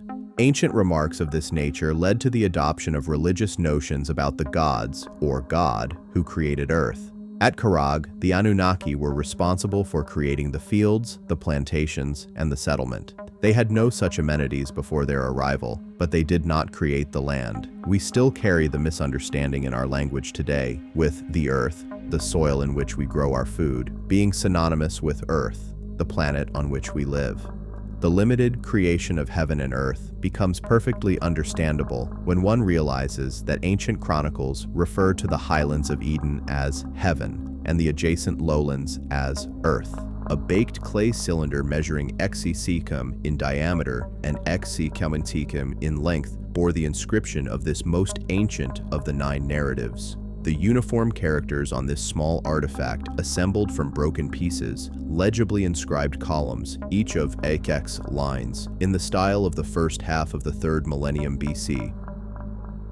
Certainly not later than X BC, and possibly a century or two earlier. This was also the era of the Great Pyramid in Egypt, the earliest excavations and earthwork construction of Avebury Hill and Stonehenge in England, as well as the founding of the splendid cities of Harappa and Mohenjo-Daro in the Indus Valley. However, according to these narratives, the founding of Karag preceded them by more than 5 millennia. Even after restoration, the cylinder is still partly broken and defaced, but the greater part of the columns of the inscription remains, giving some lines capable of intelligible interpretation out of the original total. The narrative begins with 3 speeches by Ninhersag, the Anunnaki council, in which she argues vehemently for what she considers right. Later, we will demonstrate that she had some self-interest in the outcome of the second argument. She had firm opposition from Anu over this, but due to the democratic practices of the Anunnaki, she was able to pursue the argument to a good end and win her point. Her colleagues warmly applauded her afterward, but whether it was for her skillful arguments or for standing up to Anu, we were not told. This led her into a flood of emotional tears. The same seems to have happened on another occasion when she rushed out into the darkness, presumably to cover her confusion. There were some reservations about the proposed Karag site, and Ninhersag's well-argued case proved to be the turning point in the discussion. They decided to implement an experimental pilot scheme for a limited period, but Ninhersag's competence made the scheme so successful that they ultimately decided to establish a permanent settlement. They all turned around as she stood up to answer. He spoke rebelliously, and she spoke strongly. With this settlement will come prosperity, an enclosed reservoir. A water trap must be constructed. The good land is full of water. As a result, food will be plentiful. This perfect Eden is full of water. A cascading watercourse is required for irrigation. From its side, a great protected watercourse should gush forth. It would increase production. Its pressure could generate stored power. Pump this water out of the reservoir. Because the good land is full of water, food should be plentiful. Ninhersag spoke. I spoke of building a bright house high up on the rock. Anu was strongly against this. She may say that what is lofty would be the brightest of all. This is a remarkable statement for its time. 8 millennia would pass before the Western world used electricity for lighting. Power, of course, might not refer to electricity, yet the general descriptions of Karag and its houses suggest it was in use. Let us speak about something other than brightness. Let's discuss the numerous cedarwood fires that would be required. There is still a lofty situation to resolve. They served her 2 large cups of good wine and requested that her favorite food be delivered. The serpent lady had spoken through tears. The Sumerian word Eden, translated as Eden in the first stanza of this epic, signifies a remote or uncultivated plain. However, its archaic sign indicated watercourses supporting irrigation derived from a cascading source. There is little doubt that this stanza is the origin of the term Eden in the biblical phrase, the Garden in Eden. Anu, the great lord, was present. The lady of Enlil, known as the Lady of Karag, stood before Anu, the great sage. The lady of Enlil, also known as the Lady of Karag, rose to address him. "We must burn the cedar tree pests. There are 7 kinds. My receptacle, which is in the serpent area, is good for burning. You spoke of high water channels, a mighty stream of high water, but please bring it to your young plants, and the high water stream to the trees, a favorable future." She spoke of the granary. She talked about the house and garden. The house's lofty location adds to its desirability. He discussed the irrigated enclosure and the construction of roads. The maternity building for mothers is situated at a high altitude. Serpent was a totemic classification for scientists among the Anunnaki. There were 2 grades, 2-eyed serpents for senior ranks and 1-eyed serpents for more junior grades. She spoke of creating a watered garden with tall trees. She spoke of testing, examining the food soil. She spoke of the sunny, well-watered settlement. The sunny planted settlement represents its future. The shaded, watered settlement, the shady, planted settlement, also represents its future. The people of the watered settlement, the people of the planted settlement, and their futures are interconnected. The mountainside was bright, with abundant overflowing water. All was brightness. The splendid rainstorms were their protection. The Lord Enlil's creativity spoke of Lady Ninhersag. He spoke of the process of building life in the high place. She lowered her eyes, bowed before him, and quickly left the sanctuary, hurrying into the darkness. When the next stanza begins, it becomes evident that Enlil has built the great house on the high rock, indicating a time lapse in the narrative. Enlil is rejoicing at its brightness and his wife's competence in planning it. Rejoicing at the brightness and competence of its lady, the house of Enlil. Rejoicing at the brightness and competence of its lady, the Lord stood up to speak. The bronze lord spoke. The bronze lord was at the lofty place. We discussed the towering tree plantations and mentioned the powerful storms that caused flooding. The lofty cedar tree enclosures. He spoke of destroying all the insects on the vines with a great light before sunrise. Anu spoke of Mocha, the shining lady, our faithful queen, as he called her. He stated that he would not discuss the matter. She is known for her brilliant intelligence and her wise goodness. He spoke instead about the woman who had significantly increased cultivation through lofty irrigation in divided watercourses. Our queen, the leader who boosted the orchard harvest, achieved a triple fruit yield, and the High Council settled permanently in the small, lofty sanctuary. The goal is to construct a tall, overflowing dam. The second part of the epic focuses on the settlement's early troubles, particularly a sickness that swept through the entire encampment. Health experts in the settlement identified the cause, and Enlil issued an edict that Middle Eastern establishments must have repeated thousands of times up to the present day. Enlil and Ninl had a son by the time this second part was recorded, and he too was succumbing to the sickness. Grain pressed down on the stone jars. The serpent lady hurried to the great sanctuary. Her husband, the Lord Enlil, was sick at his house. A disease struck the bright dwelling, Lady Ninlil's home. The Lord Enki, at the building of knowledge, fell sick. Her man, Lord Enlil, had eaten rich food at his home. He had drunk abundant water. They now served him warm milk because he could not swallow cooked food. For food, he used heated milk. the Lord Enlil suffered from a sickness that fate brought and took away. When Lady Ninhersag emerged from Lord Nura's nursery, she ordered the lights to be turned off. Day and night, darkness should fall. Sickness, sickness, it spreads throughout the settlement. The teacher of life is also known as the Lord of Fertility. Lord Fertility, pour out a double portion of wisdom. Pour it out, then remove it from the sanctuary. Please protect our wonderful mother. Let her not succumb. Pour out wisdom. Restore the mother to strength. Do not let our mother die. The Shining Lady, grant her life and shield her from the agony of illness. There is no rest for this serpent. From sickness to fever, sickness. The woman's cry of distress aroused their fears. 4 times, the bronzed Lord of Knowledge, Enlil, ordered a double dose of the medicine. The sickness raged at the high house where Ninhersag had a fever. He cried out in the sanctuary. The text does not reveal who wrote the above creed, but it is most likely Enoch, who by this point had grown up in the patriarchal lands to serve as the scribe or secretary to the Anunnaki council in the house. Lady Ninl addressed Lord Enlil and made a declaration. The sickness has vanished from the face of the land. Protection, inoculation has overcome it. As she lay burning in his bed, she addressed the Lord Enlil. Protection has overcome it. In Eden, thy cooked food must be better cooked. In Eden, the clean food must be much cleaner.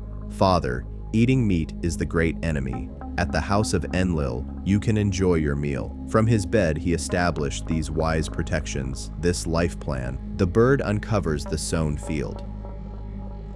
Its burning prevented eating. The Lord forbade the consumption of beef. Many had eaten where the sickness is. The watercourse flowed from the wall of the dam to go forth when it was full.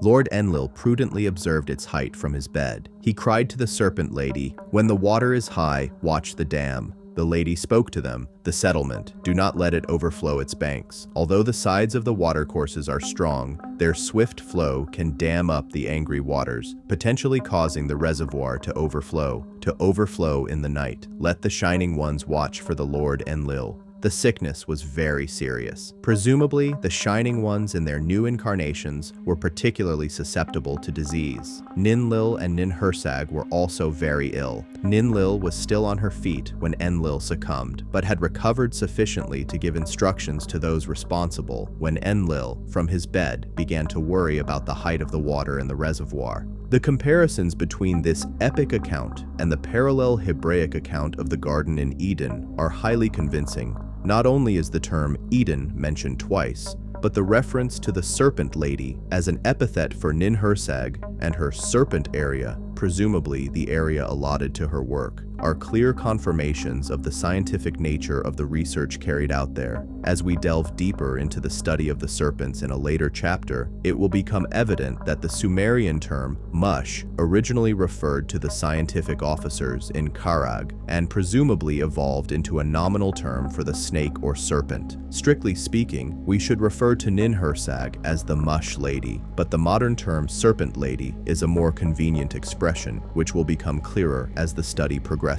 It is also noteworthy that Enlil was concerned about the water height in the dammed-up reservoir. Upon examining the alternative Hebraic account, it becomes evident to the reader that certain angels in the Garden of Eden were responsible for measuring rainfall and regulating the water level in the reservoir. The ultimate destruction of the settlement, when the reservoir overflowed and the dam collapsed, demonstrated the critical nature of this observation. The building of knowledge, which is referred to many times in the following epics, is also part of the alternative Hebraic account, which describes the scientific work in detail. At this point, the line may hold the most significant piece of evidence. Let the Shining Ones watch for the Lord Enlil. This sentence explicitly affirms that the managers are the direct equivalent of the Elohim, the Shining Ones. These parallels, as well as the many others that occur in this study, provide evidence that it is possible to postulate that the Sumerian Karag and the biblical Garden in Eden were one and the same place, and that the Anunnaki and the angels were the same people.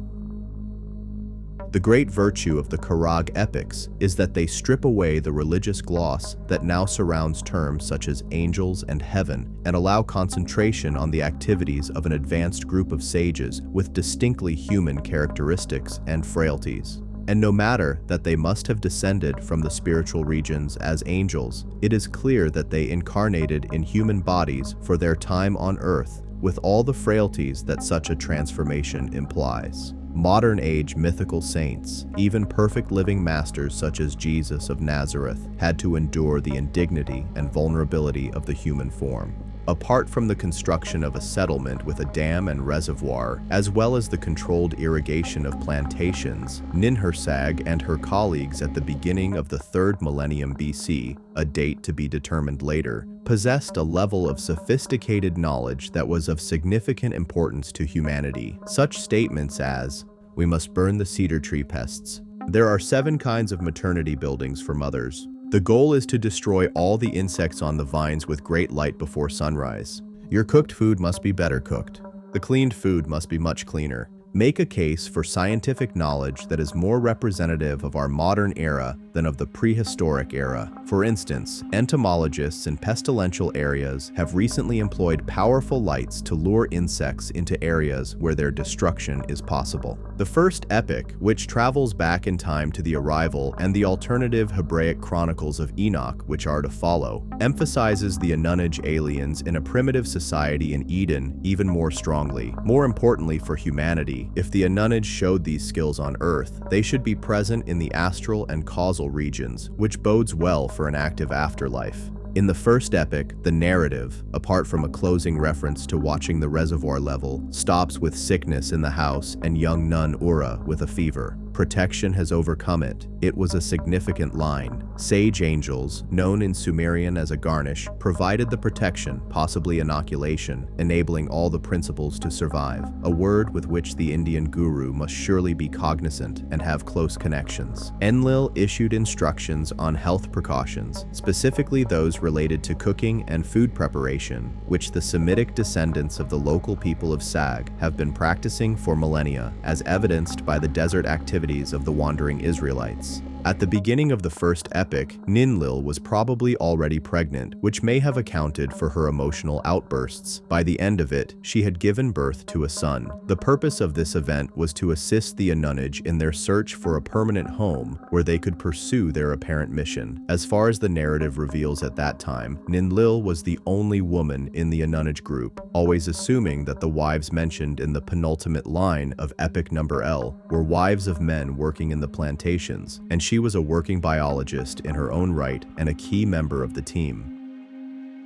The birth must have significantly taxed the group's early resources, yet there is no record of recrimination. Her success as a mother is evident, and she likely left a lasting legacy as a starter Venus and the embodiment of all mythological Earth mothers and Earth goddesses. The Sumerian literary era was well known for the romance of Enlil and Ninlil, which led to her pregnancy, but earlier translators faced significant challenges due to their lack of knowledge about the background of Karag and its works. The usually quoted text is an Akkadian translation of the original, but the Philadelphian version was written only in Sumerian at a distance of over 5 millennia from the original event. The Babylonians faced the same disadvantages as modern translators and were responsible for many fundamental misunderstandings. The Babylonians assumed that the courtship took place near Enlil's city of Nippur on the banks of a canal they called Nira, but this assessment is an example of the problems that arise from inadequate knowledge of the context. The Babylonians considered the Sumerian expression obscure, so they used a pseudo-proper name for the canal. Therefore, we should read the corrected canal Nunb as "the great river flowed swiftly," a phrase that fits quite naturally into the revised context. The phrase Enlilka, meaning place of Ninlil, led to the false location at Nippur millennia later. Nippur was the place of Enlil, or of his memory, but only after the destruction of Karag and the abandonment of the mountain home. Long before that, the place of Enlil was Karag, and a sizable river ran close to it, particularly during the seasonal rains. Current translations refer to Ninlil's rape or seduction, but in this translation, there is no suggestion of this, only a love story brought to a natural conclusion.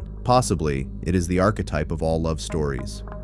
Lord Enlil's dwelling did not exist. They had not created one. The Lord Enlil's residence in the settlement did not exist. They had not established a dwelling. The wide and bright watercourse, along with its dam and stone-walled dikes, did not exist. The barrier dam, the water-retaining dam, and the high reservoir did not exist. Its beneficial, extensive sweetwater reservoir did not exist. The great river flowed swiftly, its turbulence not yet tamed. It was tearing away the lower land with force. Its protected approach did not exist. The Lord Enlil, the young teacher, the Lady Ninl, and the young Shining One were absent. The great lady of the grain enclosure, the mother, had not made her appearance. Then the construction of the Lord's house, its crowning glory, began at that magnificent location. Next in chronological order, Lady Ninl, the great lady, constructed the large fenced grain enclosure. This epic's chronicler appears to be the same one who wrote the first epic, The Arrival of the Anunnaki.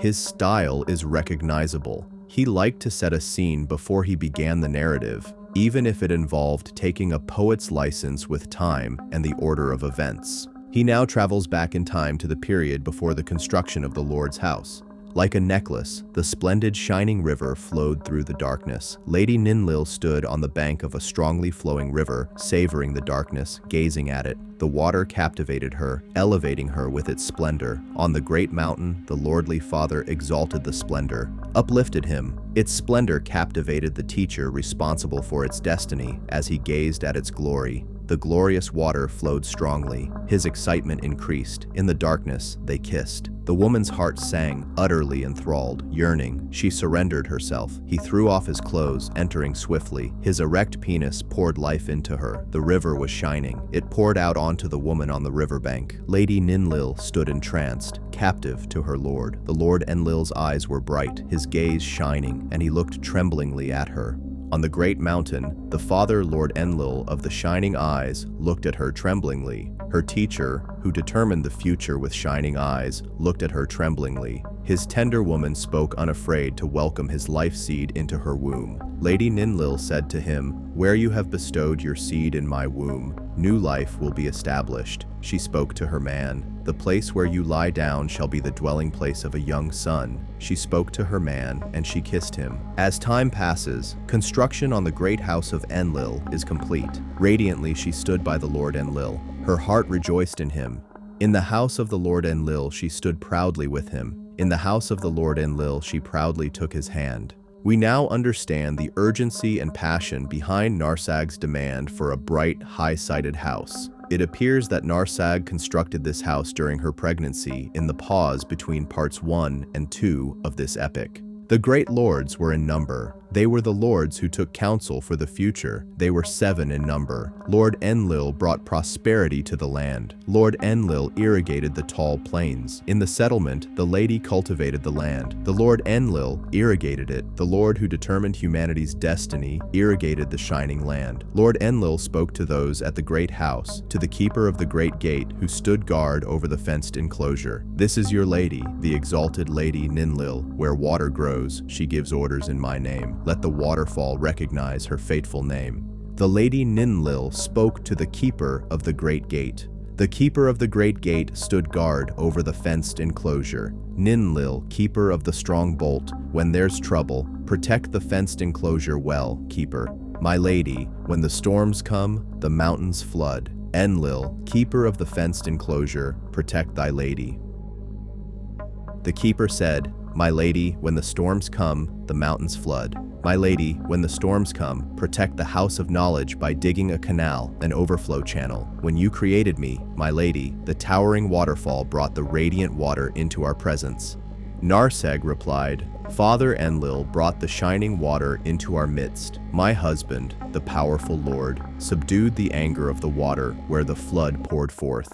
My lady, when the storms come, make many earthen walls. When you gave me the order to plow, my lady, when the Father established the shining water amid the heights, Ninl, my husband, subdued the unrest in the land. He tamed the anger of the waters for the plantations." On his march, Lord Enlil discovered the mountain river where he camped. This was a curious and somewhat garbled conversation between Ninlil, Ninkarag, and the keeper of the gate. There is an impression of an older man with great experience drawing his mistress's attention to the dangers of uncontrolled flooding after the next mountain storm. Ninlil seems to have stressed that her husband had planned the water system and knew what it was about. However, as the forthcoming stanzas demonstrate, she heeded his warnings. However, there appears to be a time gap in the passage when Enlil introduced her to the keeper of the gate.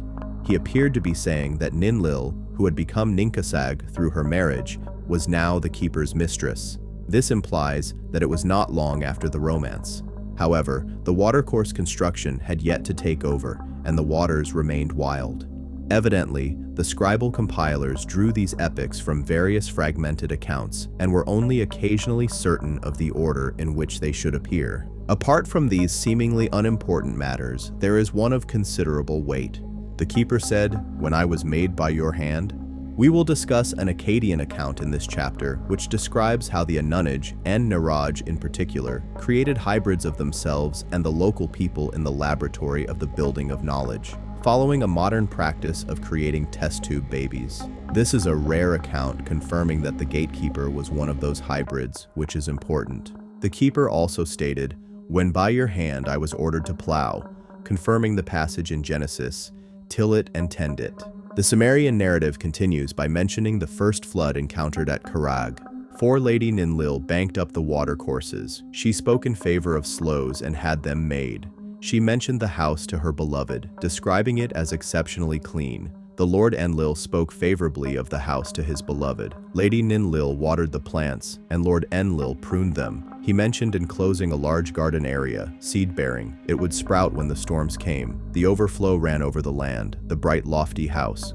The keeper stated, "When your hand, my lady, commanded me, the high waterfall brought the shining water into our midst."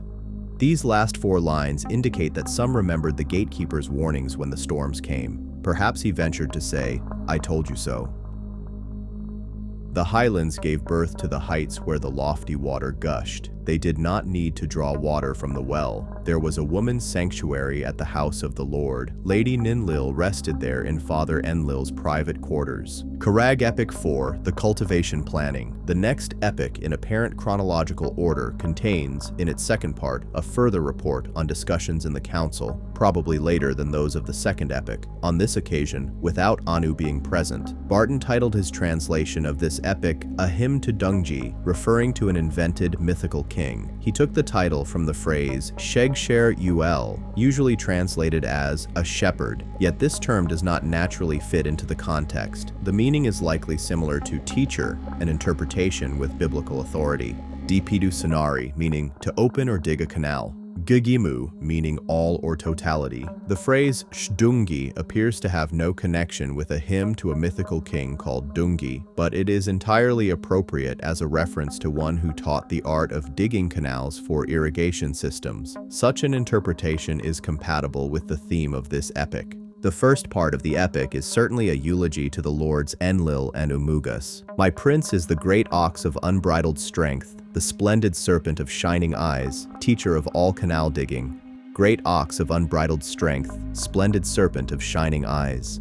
They established pastures for the pregnant ewe and the sheepfold young who built the fireplaces in the dwellings. The teacher who protected all the highs and the lows. All have peace in his land. The sage Lord made the decisions about where to grow food. Who determined when the sun signaled the time for eating, where to tether the ox and the ass, and where the head of the lofty watercourse should stand. Where should the great ram's pen be? This is the mountain on which your beard should rest.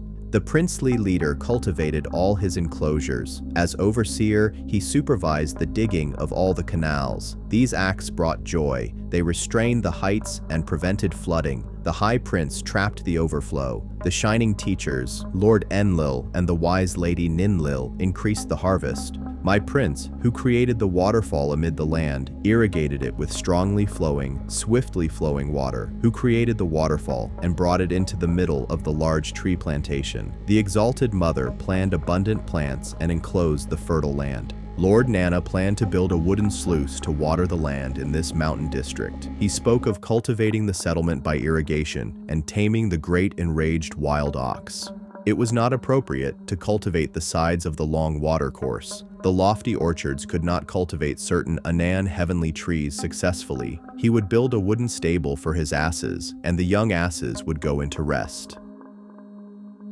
The Lord Enlil spoke of cultivating many enclosures and creating a strong barrier dam with strengthened sides. He spoke of cultivating with precious running water and creating brightness by digging. The lady Ninl, the great mother, the woman of life, spoke of cultivating with care. The idea is to create a mass of cedar trees as a windbreak for the plantations. He talked about cultivating well and using trees for shade. My prince, the one who sculpted the waterfall and later built the cherished towering home. They then captured water for the lofty dwelling, bringing the controlled waterfall into the midst of the cedarwood dwellings.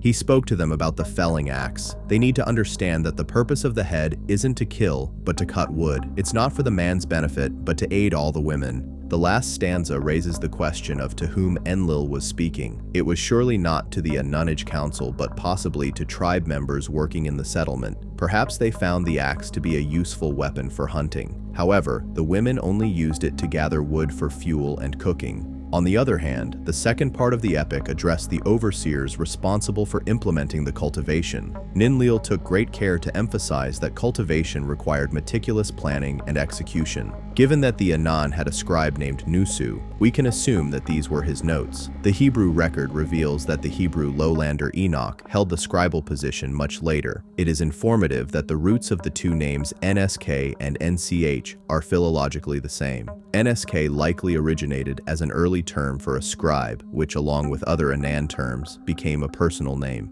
Karag Epic 5, the settlement building. Although the chronicler was still somewhat concerned with the planning, the action to build the settlement is the focus of this epic. The epic again mentions the reservoir and sluices, yet the semi-pictorial descriptions must be clarified. Our modern technical terms, though appropriate to the activities of the Anunnaki, had no counterparts in the ancient language, and the recording scribe had to make do with the very limited linguistic material available to him. This epic exemplifies the first sign that holds significance. This is a combination of two signs within an enclosure. The interior addenda in this sign are A for water and G for U, meaning enclose. Therefore, the whole sign represented an enclosed accumulation of water, which in the context of KG should be the reservoir enclosed by the ravine walls.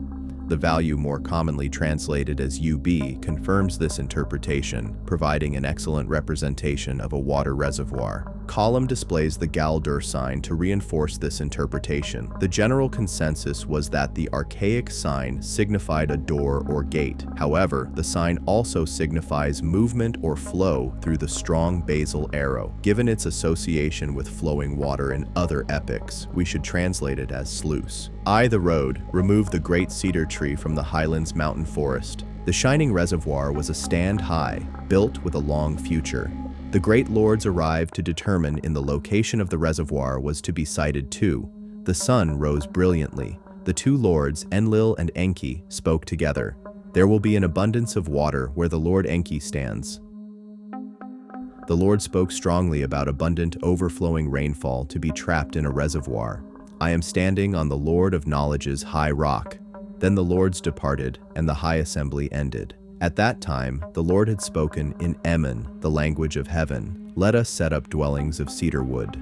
The Lord of Knowledge climbed the height. When he turned back, he made his dwelling. With his heavy beard, our perfect Lord planned for grain crops like a forest. He lived at the sanctuary. He built strong houses with cedar wood dwellings, with aromatic wood, and the great house of Enlil. These lords, worshipped as archangels in other cultures, both Hebrew and medieval, enjoyed an excursion to the planned site of the great reservoir, akin to a modern company's board viewing the site of its new factory. It is pleasing, too, to think of Enlil climbing up the rocky heights, saying to himself, "Here I shall build that bright and lofty house that Ninl has set her heart on," and then turning and climbing down again to consider the siting of the smaller houses. Two other points are of interest. First, the chronicler was having a little fun at Enlil's expense when he unnecessarily mentioned Enlil's beard in the same breath as the grain crops. If we accept the Sumerian statue depictions, at least the Anunnaki were heavily bearded, curled, and trimmed. See various plates. The other point is far more important. The Sumerians had 3 related languages: Amu, their ordinary speech, and Emal, which the women only used. The above text mentions a third, Emun, the language of heaven, presumably the language spoken by the Anunnaki. And here a comment by Emanuel Swedenborg, who was able to travel freely in numerous visits to the astral region in the 18th century AD, is of considerable moment. Karag Epic Number 6, The Great House of Enlil. The Great House of Enlil must have been one of the wonders of the prehistoric world. It was certainly of great importance to the community, a symbol of their benefactor, excellence, apparent permanence, and stability. As will be shown later, it stood on a rocky eminence above the settlement, surrounded by its gardens similar to the plantations. It had a fence around it, secluded and guarded. It became known by a Sumerian term that probably translates most nearly to the modern word sanctuary. Apart from housing the Enlil family, which included a nursery and Ninlil's private boudoir, the building also contained the council chamber and the banqueting room. It was constructed of cedar wood, brilliantly illuminated after nightfall, and had running water fed from the reservoir. This house was so significant that a panegyric on its virtues occupied 1 tablet. The mutilated lines 2 and possibly 3 and 4 all start with the same term, E, R, and B, signifying house. Line 5 then qualifies the house as the house of the highlands and the lowlands. In each line, this identified it as Karag, like line 6's ESU, lofty house, and line 7's EUR, mountainous, confirming this location. The text in line 8 suggests that the Council of the Anunnaki formulated plans there, affirming the house's status as Enam, or House of Destiny, as referenced in other literary works. In line 9, the name Karag appears, crystallizing the subject matter of this epic. This also confirms that was not an original name in Nippur, but rather a tramagic one. The Great Lord, the Great Son of Heaven, established and named the fenced house. The Great Lords blessed this lofty house with a bright future. Wooden fencing encircled the house of the highlands and the lowlands, enclosing its lofty brightness. The sanctuary established itself in the house of the Lord. The Lord planned a massive door for the mountain house, bringing cultivation. The house of the Lady Narag, also known as Life of the Land, established the plantations. The great house of Karag kept the plantations healthy by cleaning them. The fields had yet to yield. At the house of the Bull Lord, all the people erected the house, the home of the Lord. They conceived the house of the fertile land and chose the tree seeds for the garden outside. Some statues of Enlil from the dynastic era of Sumer depict him with bull feet. The Lord conceived the house and decided the future of the land. There the house shone brightly and radiated a pleasant aura. Where the Lord made the precious enclosure, he brought the favor of heaven into the life of man. Ninl, the great lady, ordered its lofty positioning, and the Life Mother conceived and planned its appearance. Its lady, the great lady, brought about its inception. The Life Mother directed its outward form. The house was growing, and the settlement was developing. Who would know its limits? The house was fenced around, where the settlement was developing. Who shall know its limits? In its midst, the principal heroes made the following justification. The great princes enjoyed discussing their strange mission. The house became a sheep and cattle breeding station. The construction of the great house of Enlil marked the end of a chapter in Anunnaki activities. They were now comfortably ensconced in their mountain fastness, allowing them to concentrate on developing it into the remarkable agricultural establishment it became. How long it survived in peace and calm is difficult to assess because the remaining epics record problems and minor disasters leading up, as in a mounting crescendo, to the ultimate destruction of the whole settlement. And yet this final denouement was still 2 whole millennia ahead. A later, chapter 6, accounts for a rebellion by the artisans of the Third Order of the Anunnaki, who marched belligerently against the Great House. We bring this up because the account mentions Belet Ili, also known as the birth goddess in Akkadian, but it doesn't reveal her true identity. However, the epic of the Great House solves the mystery by referring to Narag twice as the Life Mother. Ninhersag's equation with Belet Ili fits neatly into the account's context, because it mentions Ninhersag's presence in the Great House during the rebellion. Karag Epic Number 7, The Great Winter Storm. This epic tells the story of a bitterly cold winter in the high mountain region and the steps taken to combat its discomforts. It describes the construction of stone fireplaces, which strangely the Lord Anu had foreseen during the first recorded council meeting in Epic Ned. It refers to the comforts of food and strong drinks under harsh conditions. Note that this account pertains to a period nearing the end of the last ice age, during which one could expect exceptionally cold winters, even in moderate latitudes like those of southern Lebanon. The epic also mentions a minor flooding disaster that occasionally spared the plantations from destruction. Column 2, line 2 requires correction for translation, while columns 3 and I4 remain in the same state. By column 5, the text has turned to happier matters as the Anunnaki Council feasts and takes counsel for the future. But by the last 4 readable lines, the epic returns to a great storm and destruction from flooding. It may begin to describe the storm that destroyed Karag, but the last lines again are too broken for translation. The great lords decided on a great storm water course, a long enclosed waterway extending from the heights to the plantations. The demon cold filled the land, the storm darkened it, and in the small households of the Lord Enlil there were many unhappy people. The house of destiny was covered in snow, and the house of Lord Enlil disappeared. The lady Lenina Ninlil cooked food, and the great lady brought in the young lambs.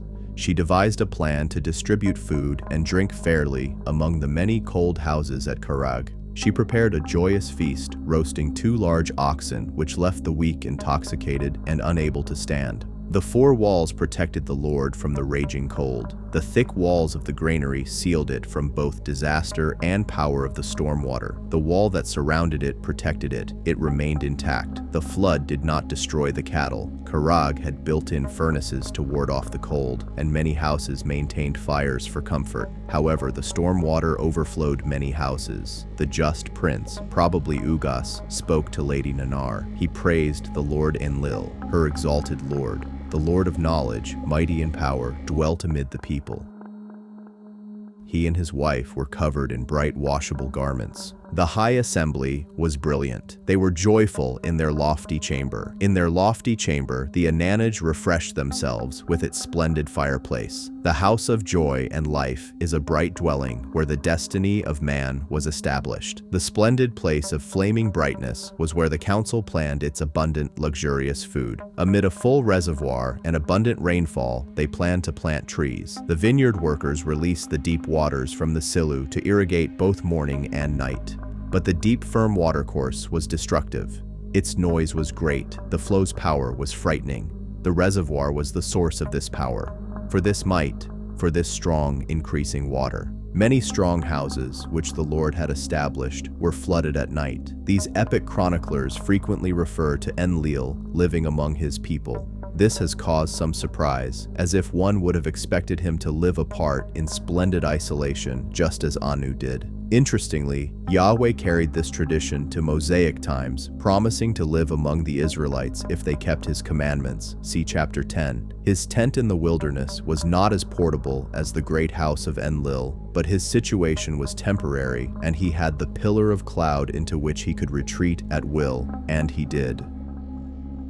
This was accepted practice among the Anunnaki leaders. They continued it when they moved to the Mesopotamian valley and founded their city-states. That move followed the destruction of Karag, a pitiful tale of how the best laid plans of angels and men can crumble into dust when the unforeseen happens.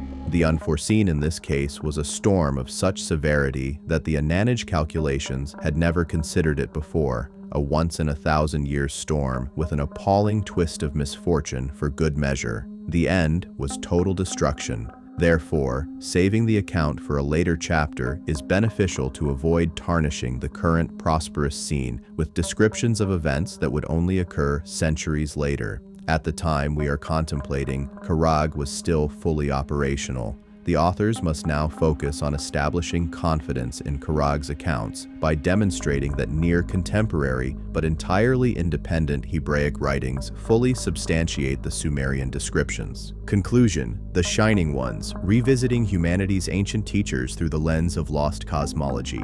The enigmatic narrative of the Shining Ones, whether termed the Anunnaki in Sumerian texts, the Elohim in Hebrew scripture, or the angels in apocalyptic literature, represents one of the most profound and recurring themes in ancient human history. Across cultures, epochs, and continents, a consistent thread emerges. Beings of luminous, advanced nature intervened in human affairs, imparting knowledge, shaping civilizations, and guiding humanity's spiritual and technological evolution. The evidence, drawn from sources as diverse as Sumerian epics, the Hebrew Bible, Coptic codices, and Vedic traditions, suggests that these entities were not mere mythological constructs, but actual intelligences, whether extraterrestrial, interdimensional, or hyperdimensional, who engaged directly with humanity in a formative epoch lost to conventional history. The linguistic and textual evidence, Elohim as shining ones. The heart of this reinterpretation lies in the linguistic analysis of ancient terms. The Hebrew word Elohim, traditionally translated as God in a singular sense, is in fact a plural noun derived from El, meaning shining one. This correction transforms key biblical passages. In the beginning, the shining ones created the heavens and the earth.